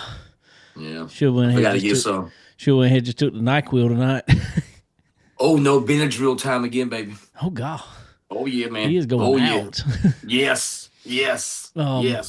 But anyway, ladies and gentlemen, also like to thank our good friends at Dixie Made right here in Florence, South Carolina. Y'all check out Dixie Made. They got all the brands that you will love, you and your loved ones, from the Southern Fried Cottons, the Simply Southerns, the Drake Waterfowls, and all other kinds of brands to keep you covered from head to toe. And now, right now, they have their Christmas layaway back. So head over to Dixie Made right here in Florence, South Carolina. You know, Dixie Made. And get yourself looking good from head to toe. So head over there, tell them we sent you. Put it on layaway. Pay for it a little later. You know, we can all do that. So go tell them we said hey. Also, Fresh Chef right there in the Race City area of North Carolina. Head over to Fresh Chef. Get one of their daily food and drink specials. And I promise you, there's not a bad thing on the menu. There's not many places you can say that about, but Fresh Chef is definitely one of them that just has some awesome food, drinks, everything in between. Go check them out. Also, MPM Marketing. MPM Marketing. www.marketwithmpm.com. Go talk to our good friend, Tanya, over there. If you're in this racing game, you got to get ahead in it. You got to do it with someone who knows marketing. And she's one of the best. So go check out Tanya over at MPM Marketing. All righty. So, want to rehash something with you that we tried to talk about last week, and we couldn't. Got technical difficulties. Technical difficulties. But now he's new and improved and in high def and all that stuff. And, I don't know if that's a good or bad thing, but we'll go with it. It ain't good. It ain't good, Dave. It ain't good. All right. Kind of old news now, I guess. Not really. Still people talking about it. Mm-hmm. Lancaster Speedway. We talked about it earlier in the year. I think we kind of called it. That I thought it would be sooner rather than later that you would also see, and I just threw this off the top of my head. I mean, this came from no source, nothing. I just said, hey, the logical next step from Crown Vics is Chargers. Yeah, you called it. You called it. I was just like, it's logical next step. I think it'll happen here in the next couple of years. Well, next couple came sooner than even I thought. Sure did. But it's a little different than what I thought. And we had some discussion about it last week that you unfortunately missed. But I want to talk to you about it too. All right. Instead of being, let's say, like the police version of the Chargers with the Hemi or anything like that, they are going with the V6 Chargers. But after some discussion and talk, even on the show, I'm sorry, I don't keep up with V6 Chargers and how much horsepower they're putting out and all that, all that junk. Sniper says there's going to be 9,000 General Lees. You are probably 100% correct. But anyway,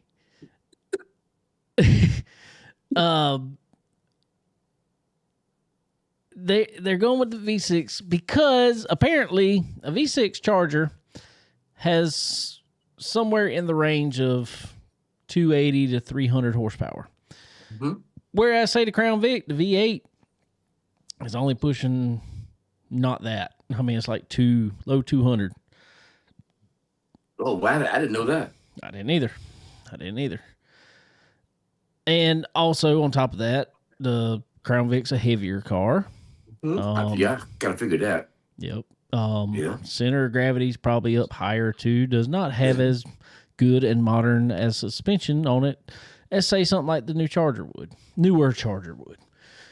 Okay, so apparently, I guess they've already kind of tried out some of these cars. I would think you would to announce a new class.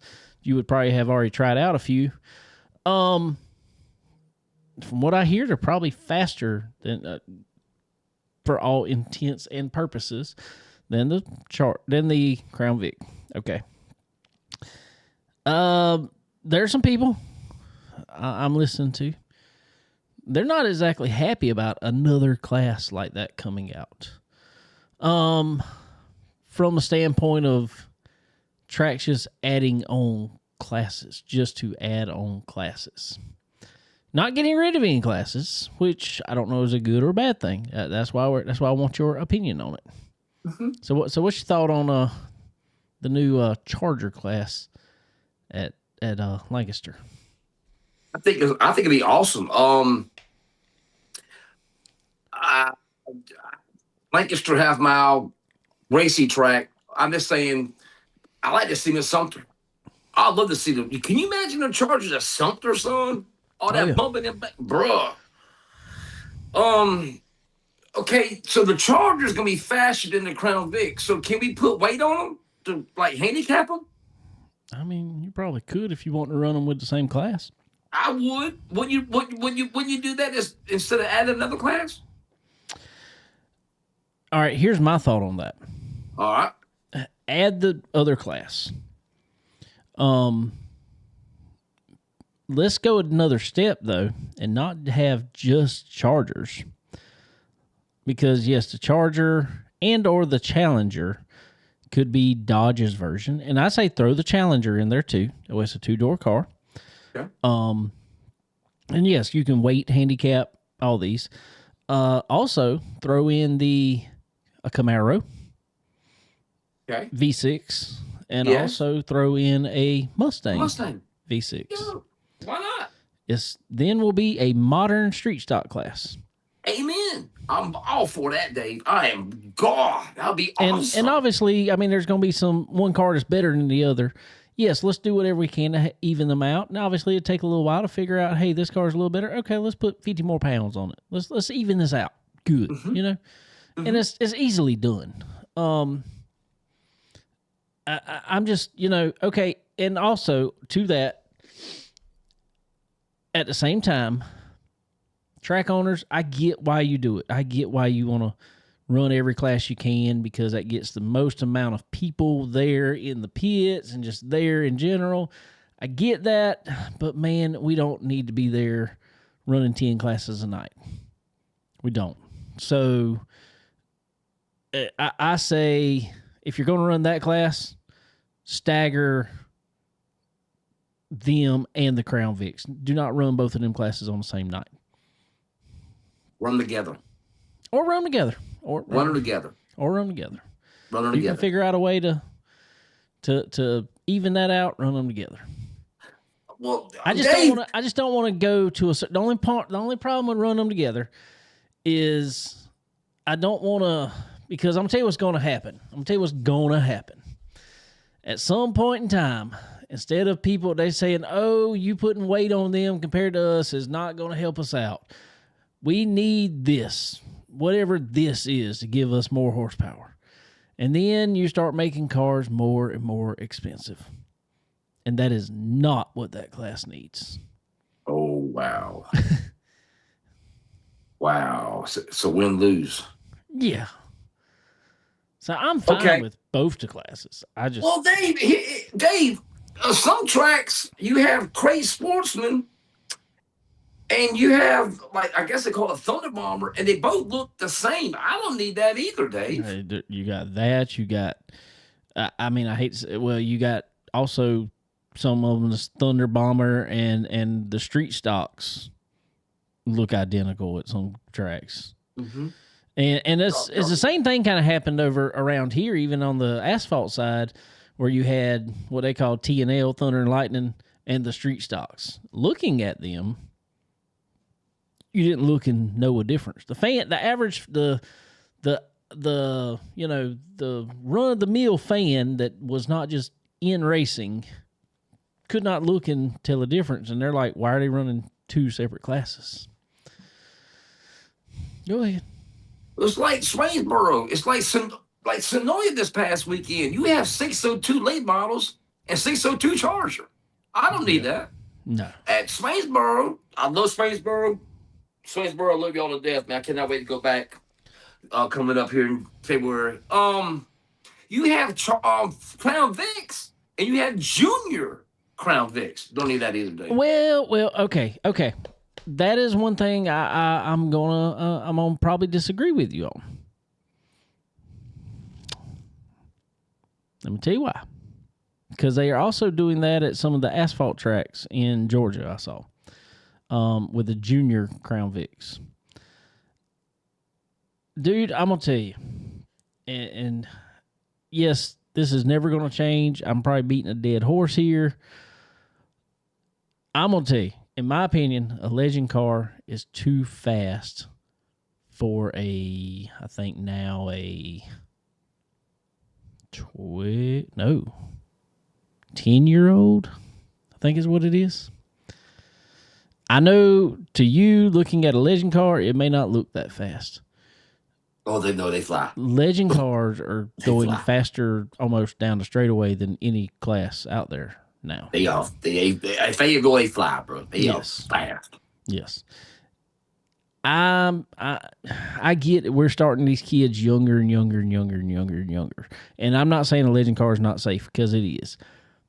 But Legend car's too fast for a 10-year-old. Okay, and so some people are like, so you're going to put them in a 3,000-pound car? Yes, I am. Because 1, that car is not as fast. 2, that car is heavier, and for the speed it's running, let's say for the speed it's running, for the most part, people are going to be a whole lot less prone to any injury there, because if you got a well-built roll cage in it, all that stuff, that car is going to be just fine in an accident. So I'm okay with giving junior Crown Vics just to get these kids, because, and the reason I say that is because, let's say, I know on the asphalt side, and I know the dirt side's pretty much the same. At 12 or 13, these kids are in full-blown late models now. Okay, let's give them something to feel a big car, to feel the weight of a bigger car. Yes, it's not the horsepower. But when you go from a Legend car to a full-size car, 1, there's a huge weight difference. 2, there's just a overall size difference. Big time. And I just feel like they can learn more from, I hate to say it, but I feel like they can learn more from a Crown Vic far as just a racing standpoint, not necessarily a speed standpoint. You mean like car control? Nah, well, just racing around cars. Because a Legend car, you can't race around each other hardly. You touch tires, you're done. Both of them. Yes.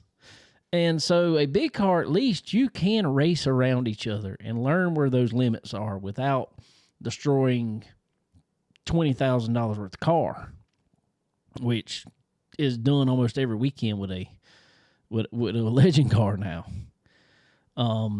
So I don't know. I mean, I don't disagree 100%. I get what you're saying as far as, having 2 different classes there. I get that, but I feel like we need the young guys somewhere to really start, because, man, the 4-cylinder stuff is out of hand now. The Legend cars are out of hand now, in my opinion. So, man, give them something like that to start in. While we have, Crown Vic, I can understand being so young, beginner class. Why we have a 602 and a 602 Charger class late model? Why we have that? That I don't have a clue. That makes no sense to me. Okay, that's what I was. Yeah, that's crazy. I don't get that either. That makes no sense to me. Okay. It's, and I'm gonna tell you, from the casual fan that don't know any different, dude, I've been at races before. Well, just like, let's say, and it was a big one. If you don't just know, if you're just saying, hey, there's a race there, I'm going to watch it, and you don't know anything about racing, let's say when Bristol, back the first year at Bristol, I say first year, the last time they decided to open back up Bristol to dirt. And you went there and they ran 602 late models, 604 late models, super late models. To the average fan sitting there, it's like, why they got so many races of the same cars? Exactly. I'll give you a prime example, David. Cherokee last week. I forgot who it was. I thought they were running crate, and they come out here with a super late model hot laps. I was like, I thought it was running crate tonight. I forgot who that was. And I said, I'll be darned. I had to go back there to talk to him. I forgot who it was. So they look the same. We need some kind of a difference, like you said, to the average, not the average fan, but the newer fan coming into it. You're sitting there like, okay, that's a 602. What's the difference between 604? What's the difference between that? What are these numbers? Super late model. Yeah, what are these numbers? What does that mean? Yeah, exactly. And I will say the same thing happens on the asphalt side, because there's midnights. Let's say at Florence Motor Speedway, and it's a tough thing to do. You got Chargers, limited late model, and late model stock, all on the same night. Well, all 3 of those are also the same car. Same car. Yeah. And if you don't have an announcer that's really good, and fortunately we've had announcers over at Florence that really describe the differences. But if you don't have an announcer who really knows how to describe those differences, then people are like, "Yep, they're racing. I don't really know the difference, but they're racing."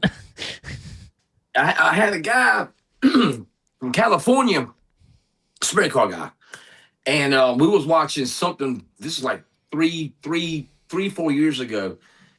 And I think was watching Sonoya actually, and he inboxed me. Okay, what's a 602? What's a 604? And I had to, write a paragraph tell me the doggone difference.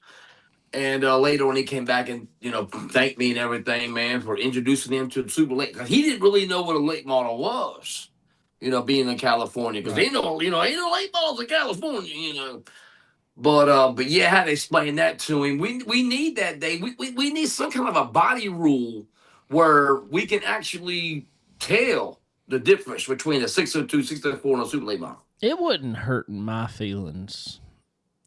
I know it's just changes stuff, but you probably remember it around here. We kind of went through a phase in the, I guess that was, all the way into the teens, 2000 teens. Where there was a lot of asphalt Charger cars that ran more modified looking bodies. Do you remember that? I know my buddy Chad Webster had one. Bosie Lane had one. Looked like, well, actually, Chad bought one from Bosie. Bosie had a couple of them. Who else had it? Kent Harper had it. I think I do remember that, Dave. They ran modified looking. It would be like, and I mean, it would look more like a dirt modified than it did a asphalt modified. Yeah. Mm-hmm. But they were running those on the Charger cars, and it was open front wheels. I remember that. And you know what? I get that that's not just the way that body was made is not just a readily available body, but a lot of it was just flat sheet metal, so it was kind of easy to build to some extent. I'm personally not against the Charger class being something like that, just so it looks different. Different, yeah. I mean, the car's still going to be the same. It just look different. So, I don't know. We need that, Dave. We need that more in dirt race, all over. Yeah, just racing in general. Yeah, and all short track racing. Yes, we need differential, Dave. Yeah. I think it. I mean, I don't know. I know we nitpick a lot of things on here, but I just feel like people can get behind. Well, maybe somebody listen. Maybe somebody finally will listen to us. I doubt. Maybe, but I doubt. Hey, I think I got Speed Weeks moved up. They're coming up this year. I think I finally, last 2-3 years on here and ripping the lip. I think that's why people. Oh yeah. If you say enough, Dave, ears will open up. Well, yeah, it made no sense to me the way they used to do it, honestly. So Lucas Oil gonna start in March, huh? Yeah. Huh, hey, I like it. I do too. Now you go to Wild West Shootout, shoot across the country, and you stop off in Tulsa, watch the doggone Chili Bowl, and go wherever. Finally, somebody paid attention to that. I know. So, anyway, all right. Well, let's talk a little bit about. There was some NASCAR racing at Talladega this past week. Can we stay on dirt for 1 second? I got something to tell you. Go for it. Did you know there was a big 604 $30,000 win race at Alltech this past weekend? I did know that, and I'll tell you I saw a couple of reasons I knew it. I saw that, and then I saw I saw Bebo post about it. He was like, "So we have a $30,000 win race, and we're not televising it." That race has always been televised. Well, only thing I can think of, Dave, is there's no more XR, Dave. I think XR is over, bro. I think the whole thing is gone. I think XR, yeah. I agree with you. I think some. It sounds like, I don't know. I'd have him on here and he could talk about it if he wants to, but it sounds like there was a good bit of shadiness there. I know. I hear things. I think we all hear things. I ain't afraid to say it. There was a lot of people that told me that where was it? Las Vegas they went and said, they were at the next race, which was where? Was it Alltech after that? No, I think it was Texas, wasn't it? Might have been Texas. Yeah. And they said they were still waiting to get paid from Las Vegas. I heard something about Las Vegas, Dave. Let's just say I'm just going to use the word casino. Oh, and you do the rest. You do the math. It wouldn't surprise me, not one bit. I don't know the guy, never met him, but I just know when people start talking like that and you can't pay what you promised. Shoot, they had they had that Crown Vic race, didn't it? That was paid like I don't know, it was a stupid amount of money that they $100,000. 100,000. Yeah, they advertised it. I never really saw anything. And they had $100,000 front wheel drive race coming up. I don't know, bro. Did it ever happen? I have no idea. Don't have a clue. I do know. Obviously, Pennsboro got canceled. The doggone fair, the county fair people took it over and said, "Okay, we got this now. Thank you. Yeah. Have a nice day. Yeah, we got this. Yeah. We good. You good. Yeah. See your way out." So that's all I'm gonna say. But we had a lot of our locals there, Dave. Leighton Sullivan was there, friend of the show. Yeah. Jeremy Steele, Ross I know Bell. was there. Who's that? Jeremy Steele, I know was there. Downtown Michael Brown. Michael Brown showed up. Sweet. Driving his car? Top 10. Was he driving his car or whose? I didn't see it. That's for sure. You know what? I need to text Drew. I might text Drew after this race, and I'll text you the information. I'll text Drew. I got you. Yeah. Well, yeah, man. Then Hayden Carville pocketed $30,000, and like you said, and Bebo said, wouldn't stream. Can you believe that? No string. I mean, I imagine somebody had it on a live somewhere on Facebook, YouTube, something. I don't know, but that makes no sense to have that kind of money race and it not be streamed anywhere. 30,000 to win 604. I just don't understand it because I can tell you this: if they'd have called Ultra Broadcast and be like, "Hey, we're paying $30,000 to win. We need somebody to stream this race. Y'all come down here." They've been like, "Be right there." It probably would have done it. We'll talk about money later on. Yeah. Let's pack up, boys. Let's go. Exactly. So, I mean, I don't know. I don't get that. I don't either. It blows my mind. That blew my mind. Especially today and I mean, if this was 10, 15 years ago and we were saying that, yeah, sure. Not in 2025. What high school football game isn't broadcast anymore? Exactly. That is a good point. Exactly. So, yeah, somebody if they can broadcast a race from the Pittsburgher, they can broadcast one anywhere. Yeah, exactly. A lot of these races don't even deserve to be streamed. Dude, I'm gonna tell you, that is a track up there, and I've laughed many years about it. I don't know what it is. I feel for their fans. They can't see anything in the stands. Have you ever noticed watching that race? The lights point out at the track. There are no lights in the stands at all.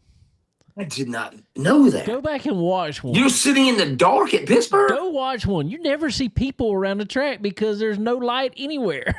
And you know how much it is to get in that place, bro? I'd hate to know. Unless they put, I'll put it this way. I didn't watch it this past year. I know last year it was like that, and the years before that, because I've made comments about it many times. I was at a race anyway. I was at Cherokee that night. $70 to get in Friday and Saturday. That's not both nights. That's each night. To sit in stands or pit pass? $70 stands, plus you had to pay another something to get into the pits. That's ridiculous. That is absolutely ridiculous. The stands would have been dark because there wouldn't have been nobody in them if that had been around here. Not you. Not you. No. I'm going to tell you, and I still say this to today, the best deal and the most fun to me is at Volusia. Just the way they do theirs. Your stand, when you pay for your seat, it also gives you a pit pass. That's awesome. That's awesome. And the short track, the World Finals at Charlotte too, man. Big ups for them. Yes. They do the same thing. Yes. Yeah. So that's really cool when you can do that, and it gets people. Anytime you can get people close to race cars, it gets them more interested. I'm gonna preach that till I'm done. Thank you. And like I said, a month or so ago, excuse me, before the main event in Lakeview, they opened up the stands over the pit gate. That's right. Where the fans gonna do a meet and greet. We need more of that too, Dave. That's right, for sure. Yeah.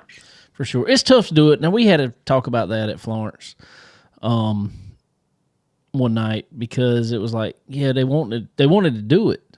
But at the same time, it was one of those nights, and it's like 7 late models showed up and 6 Chargers showed up. It's like, and there's, 50 people in the stands. It's just like, it's not worth it to do it. That is sad, bro. But fortunately, after we had them on, after we had Brian and Steve on, and they've done more on their podcast and on Tap and all that good stuff, numbers really went up.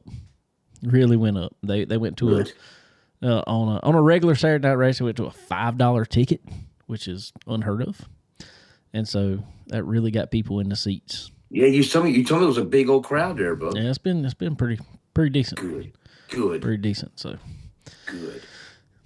But anyway, what else you got before we move on from that real quick? We already at the hour and 47-minute mark. Good Lord.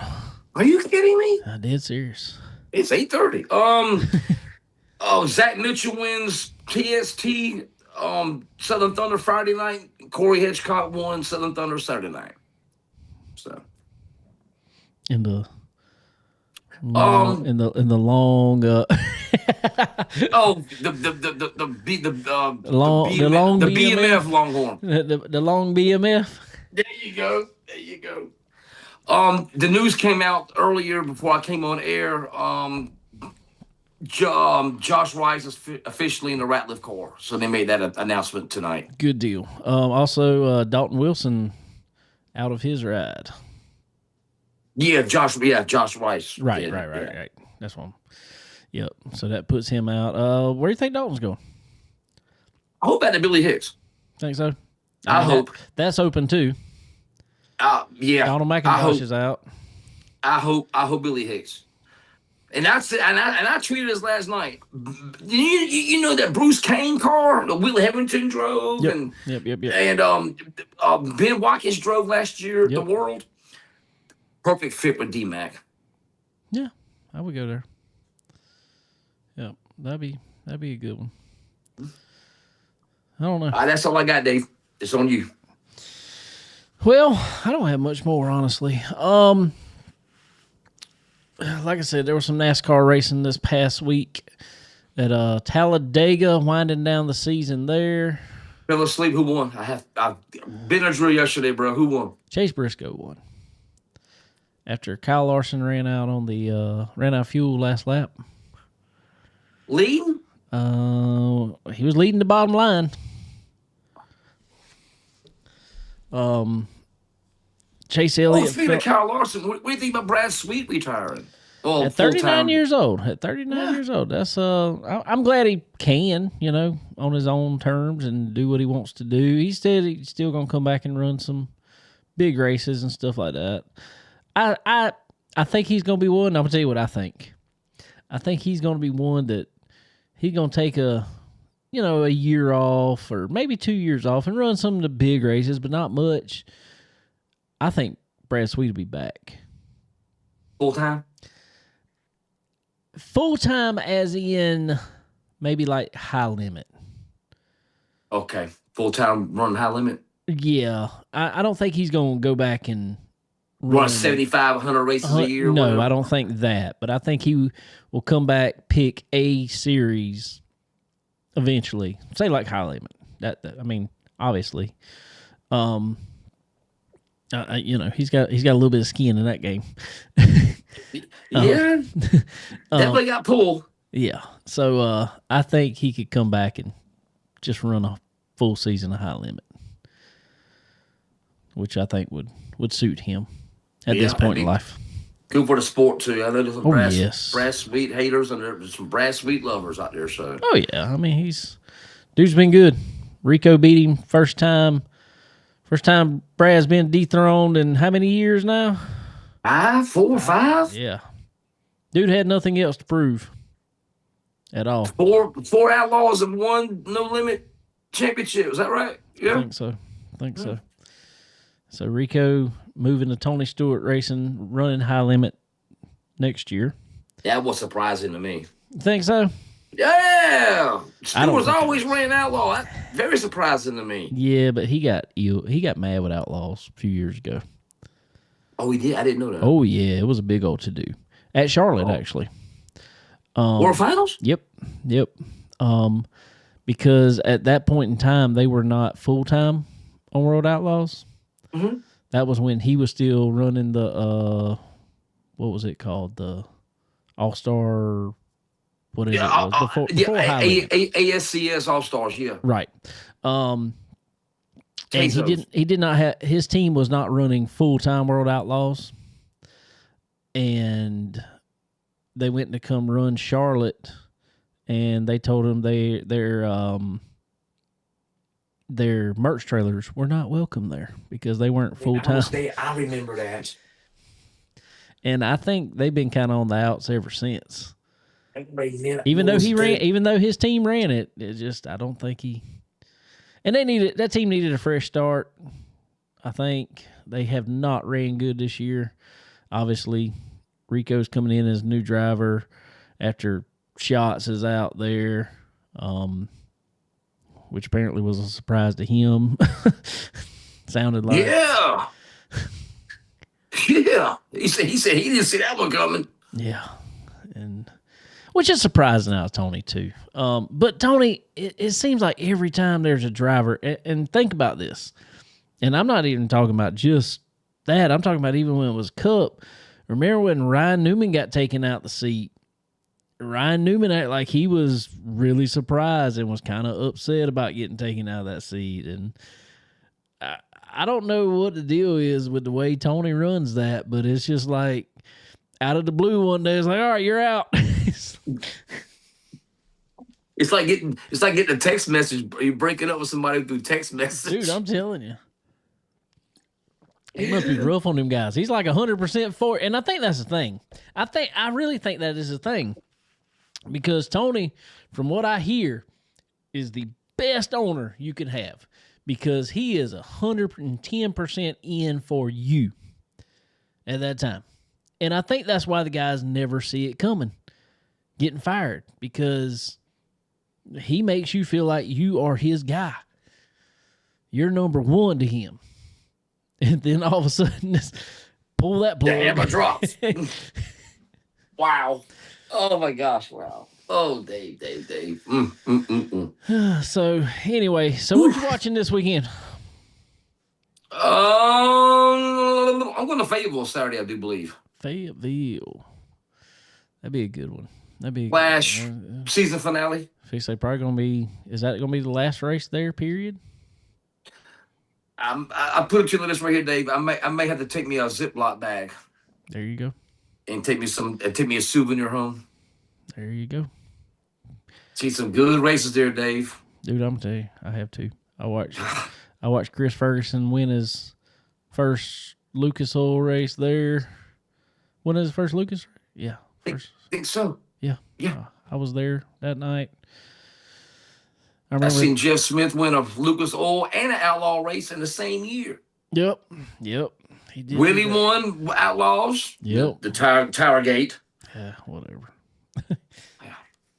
Dawn's first big race was at Fayetteville. Yep, for sure. A lot of memories there, bud. A lot of memories. And that place been there for a long time. Long time. So, I hate it. What are you hearing? It's been all over. It's going. It's not going. It's going. What is going on? I think it's gone. I think it's gone. Basically, what they said, and what the latest write up was yes, the track was for sale. It was doing these tests and all. All these crews are going out there testing all the dirt. Apparently, it's going to be, if everything passes, then it will be in this industrial park type deal. Apparently, or that's what they're trying to sell it for. What I hear basically, it's gone. It's gone. The contract is up for the promoter, and they're not offering to renew. It is gone. So, stinks because, dude, I'm gonna tell you, and I'll tell you something that, and you touched on it earlier. I mean, it was every class, but dude, they had one of the biggest legend car fields I've ever seen around. Mm-hmm. That I remember, it used to be like 30 come up there, man. Dude, 30. I went there one night, and it was just a regular Saturday night. They had to split it up into two 30-car main events for the legends. There was 60 legend cars there one night.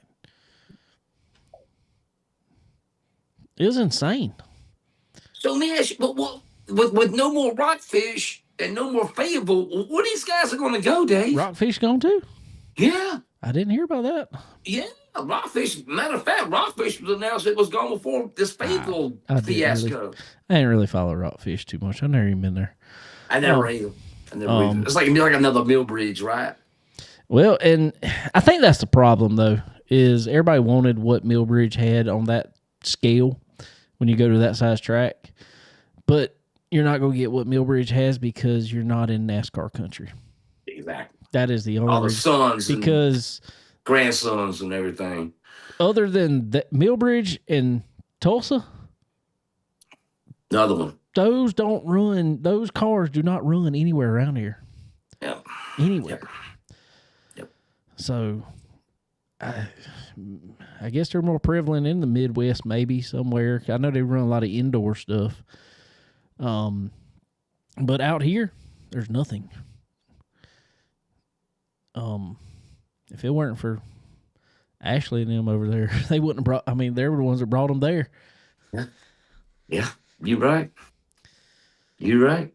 So, well, yeah, man. No more Rockfish, no more Fayetteville. So I don't know where legend cars are going to go now, man. It breaks my heart, bro. They going to turn to asphalt and come run at Dillon and Florence because Dillon got the Asphalt Nationals for next year for the Legend Car Series. Oh, it got moved from Southern up there? Got moved from Las Vegas to there. Okay, wait a minute. That was the big $25,000 to win race at Southern. Okay, that's what that's running January, right? I think so. Yeah, January. I think so. So Southern still has that race, but the one that lost Vegas. The one that lost Vegas. I haven't heard anything about that race this year. Oh, really? Yeah, that may have been a one and done. I don't know. It may be back. I hope it's back. But yeah, they did not. They had a good car count and turnout for it. They had a couple of guys from California, Dave. Yeah, that was a good turnout. Fans did not turn out for it because it was cold. Cold. I watched it. It was cold. Cold. I mean, the high was like 23 degrees. It wasn't a cloud in the sky, Dave. That is a cold day. Ooh. Ain't got nothing. All that's just cold air coming straight down, bro. I'm telling you. Yeah. So, I don't know. I have not heard anything about that. I hadn't seen it. I need to look on my Ultra Broadcasting a little more and check out the Southern National. All right, well, keep me posted on that too, Dave. See what's going on. But we do have some big races coming up around here though. But anyway, we're at 2 hour marks. We got to wind this down. NASCAR Talladega, like I said, Chase Briscoe won. I don't know. It was another Talladega race. I'm not. It's the car, Dave. No, that's not the car. That's not the car. There is some car. The problem is now with super speedways isn't the car, it's the strategy. They figured out that it didn't matter necessarily where you were on the track, just as long as you could save enough fuel while you were out there in a certain run throughout the day. If you can save enough fuel, then you can spend the least amount of time in the pits. That is where all the racing is done on super speedways now, is in the pits. Whoever can spend the least amount of time on pit road, they come out in the lead.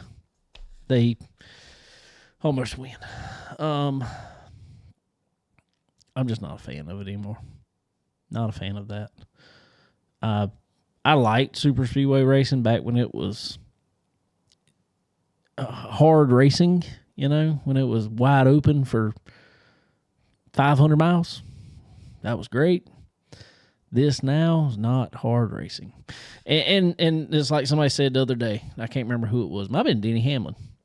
He said, it's easy to tell when they're going 100%.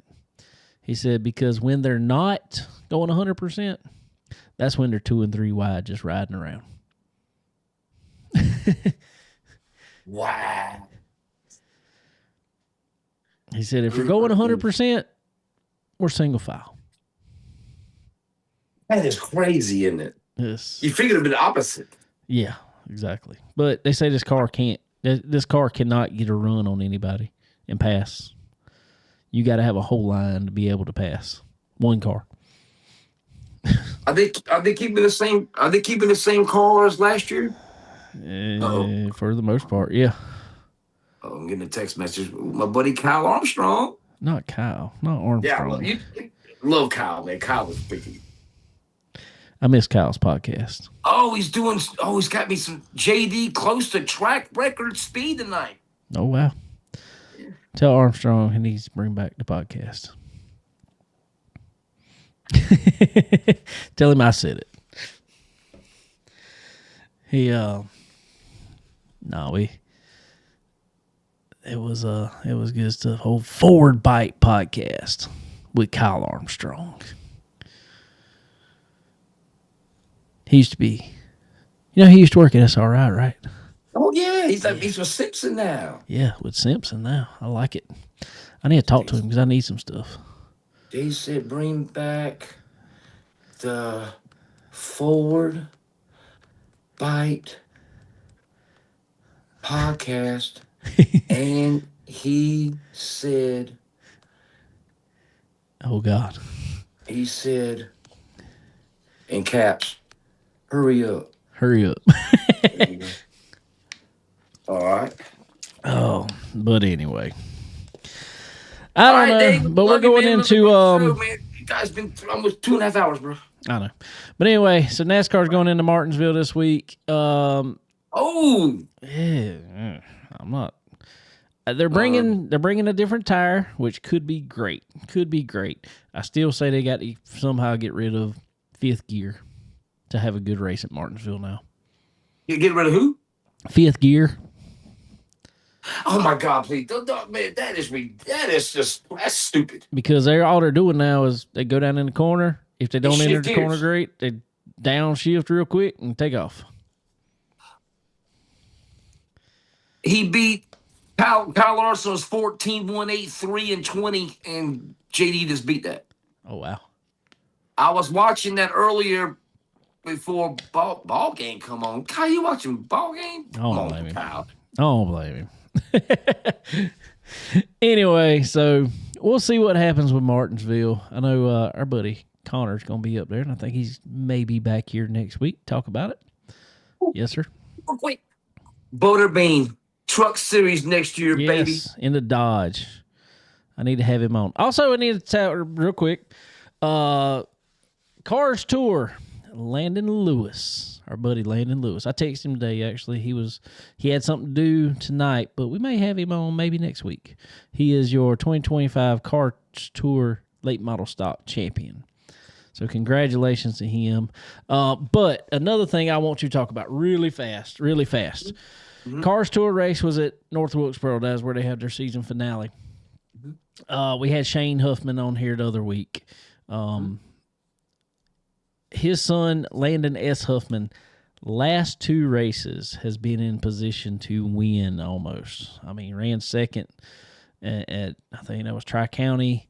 Now he turns around and running in the lead at the white flag. Did you watch any of the end of that by chance or see highlight anywhere? Yeah, I saw the highlight. Okay. What do you feel about the move Caden Quapple made on him to win the race? What I've been telling you about this whole cars deal, bro, all year. You got to bump somebody out the way to get him. Dave, come on, bro. That's not racing to me. I mean, man. that's the thing. Racing. That's the thing. Is he didn't? No. Did he dump him? No, didn't dump him. But he went in turn 3 knowing good and well he was not turning. He was going to push Landon up the track as far as he could until Landon had to lift. And, man, that's just not racing to me. It's not. It's like, dude, run side by side. Get off the corner better than him. If you go push him up and get under him. You ain't gotta. Oh yeah, he gave him no chance. I mean, he just used him up. There was no chance you're going to make it through that. And he pushed him over to Richmond. Yeah. I mean, but I don't know. That's just not racing to me. No. I get it, but the problem is that's how these boys drive in the Cars Tour now. And I've been saying it all year, Dave. It's not freaking racing. I agree 100%. I text Shane right after I saw that night, and I'm like, dude, tell Landon he has absolutely nothing to hang his head about. I'm like, that's not. I said, I'm tired of watching, and it was funny because right after I texted him that, he posted on X almost verbatim of what we were talking about. That's awesome. I saw his text. His tweet. That's awesome. Yeah. So he tweeted the same thing y'all were talking about. That's awesome. Yes. Awesome. So congratulations to Landon S. Huffman for putting a show on. And yeah, he didn't take on to win, but man, you keep in position like that, it's going to happen. But remember those moves. That's all I'm going to say is remember those. Jimmy Spencer. Yeah, don't forget. Don't forget. Because when the shoe's on the other foot, we'll hear who's whining at that point. Exactly. And I said the same thing about our TJ last year. They were bitching and moaning on doggone Twitter. Well, race like you want to be raced. You going to race me that way? All right. It's going to come back and get you. That's right. And that's why I'll tell anybody. I don't really get mad. Now, if you just go in there and dump me at a racetrack, I might be mad. But if you want to use me up like that, and that's what I told a driver this past year. I'm like, hey, that's fine. If you want to race like that, just don't get mad when you're on the losing end of that. That's right. Exactly right. Don't come at me. Don't come at me there later on.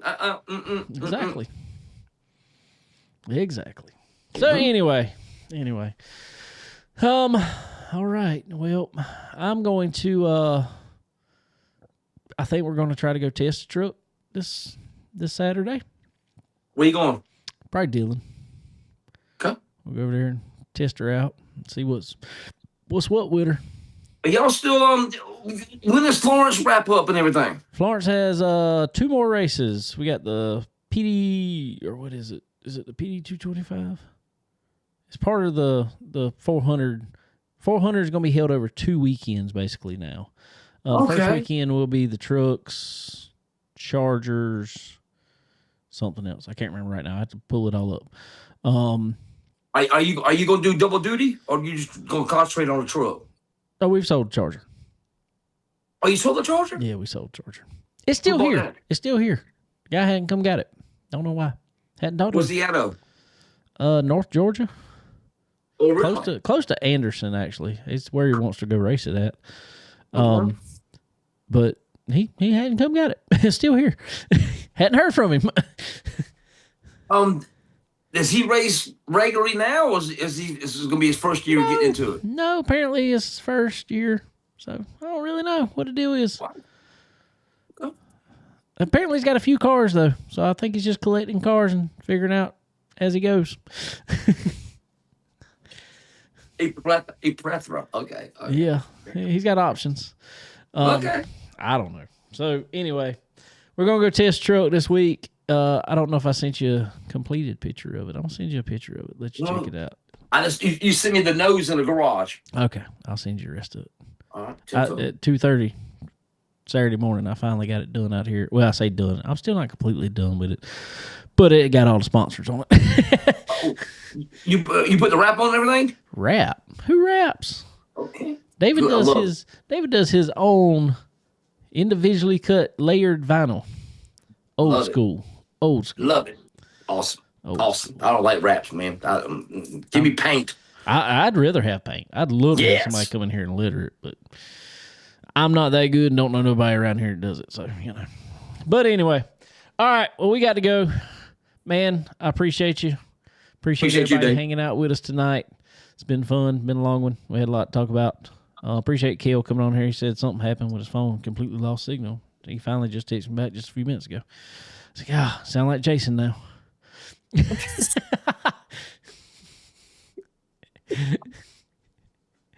Wow. But anyway, well, 10-4, man. We'll have a good one, and we appreciate you. And we will, there you go. Oh, God, that's bad. Bad. Yeah. All right, man. We'll talk to you next time. Have a good one. All right.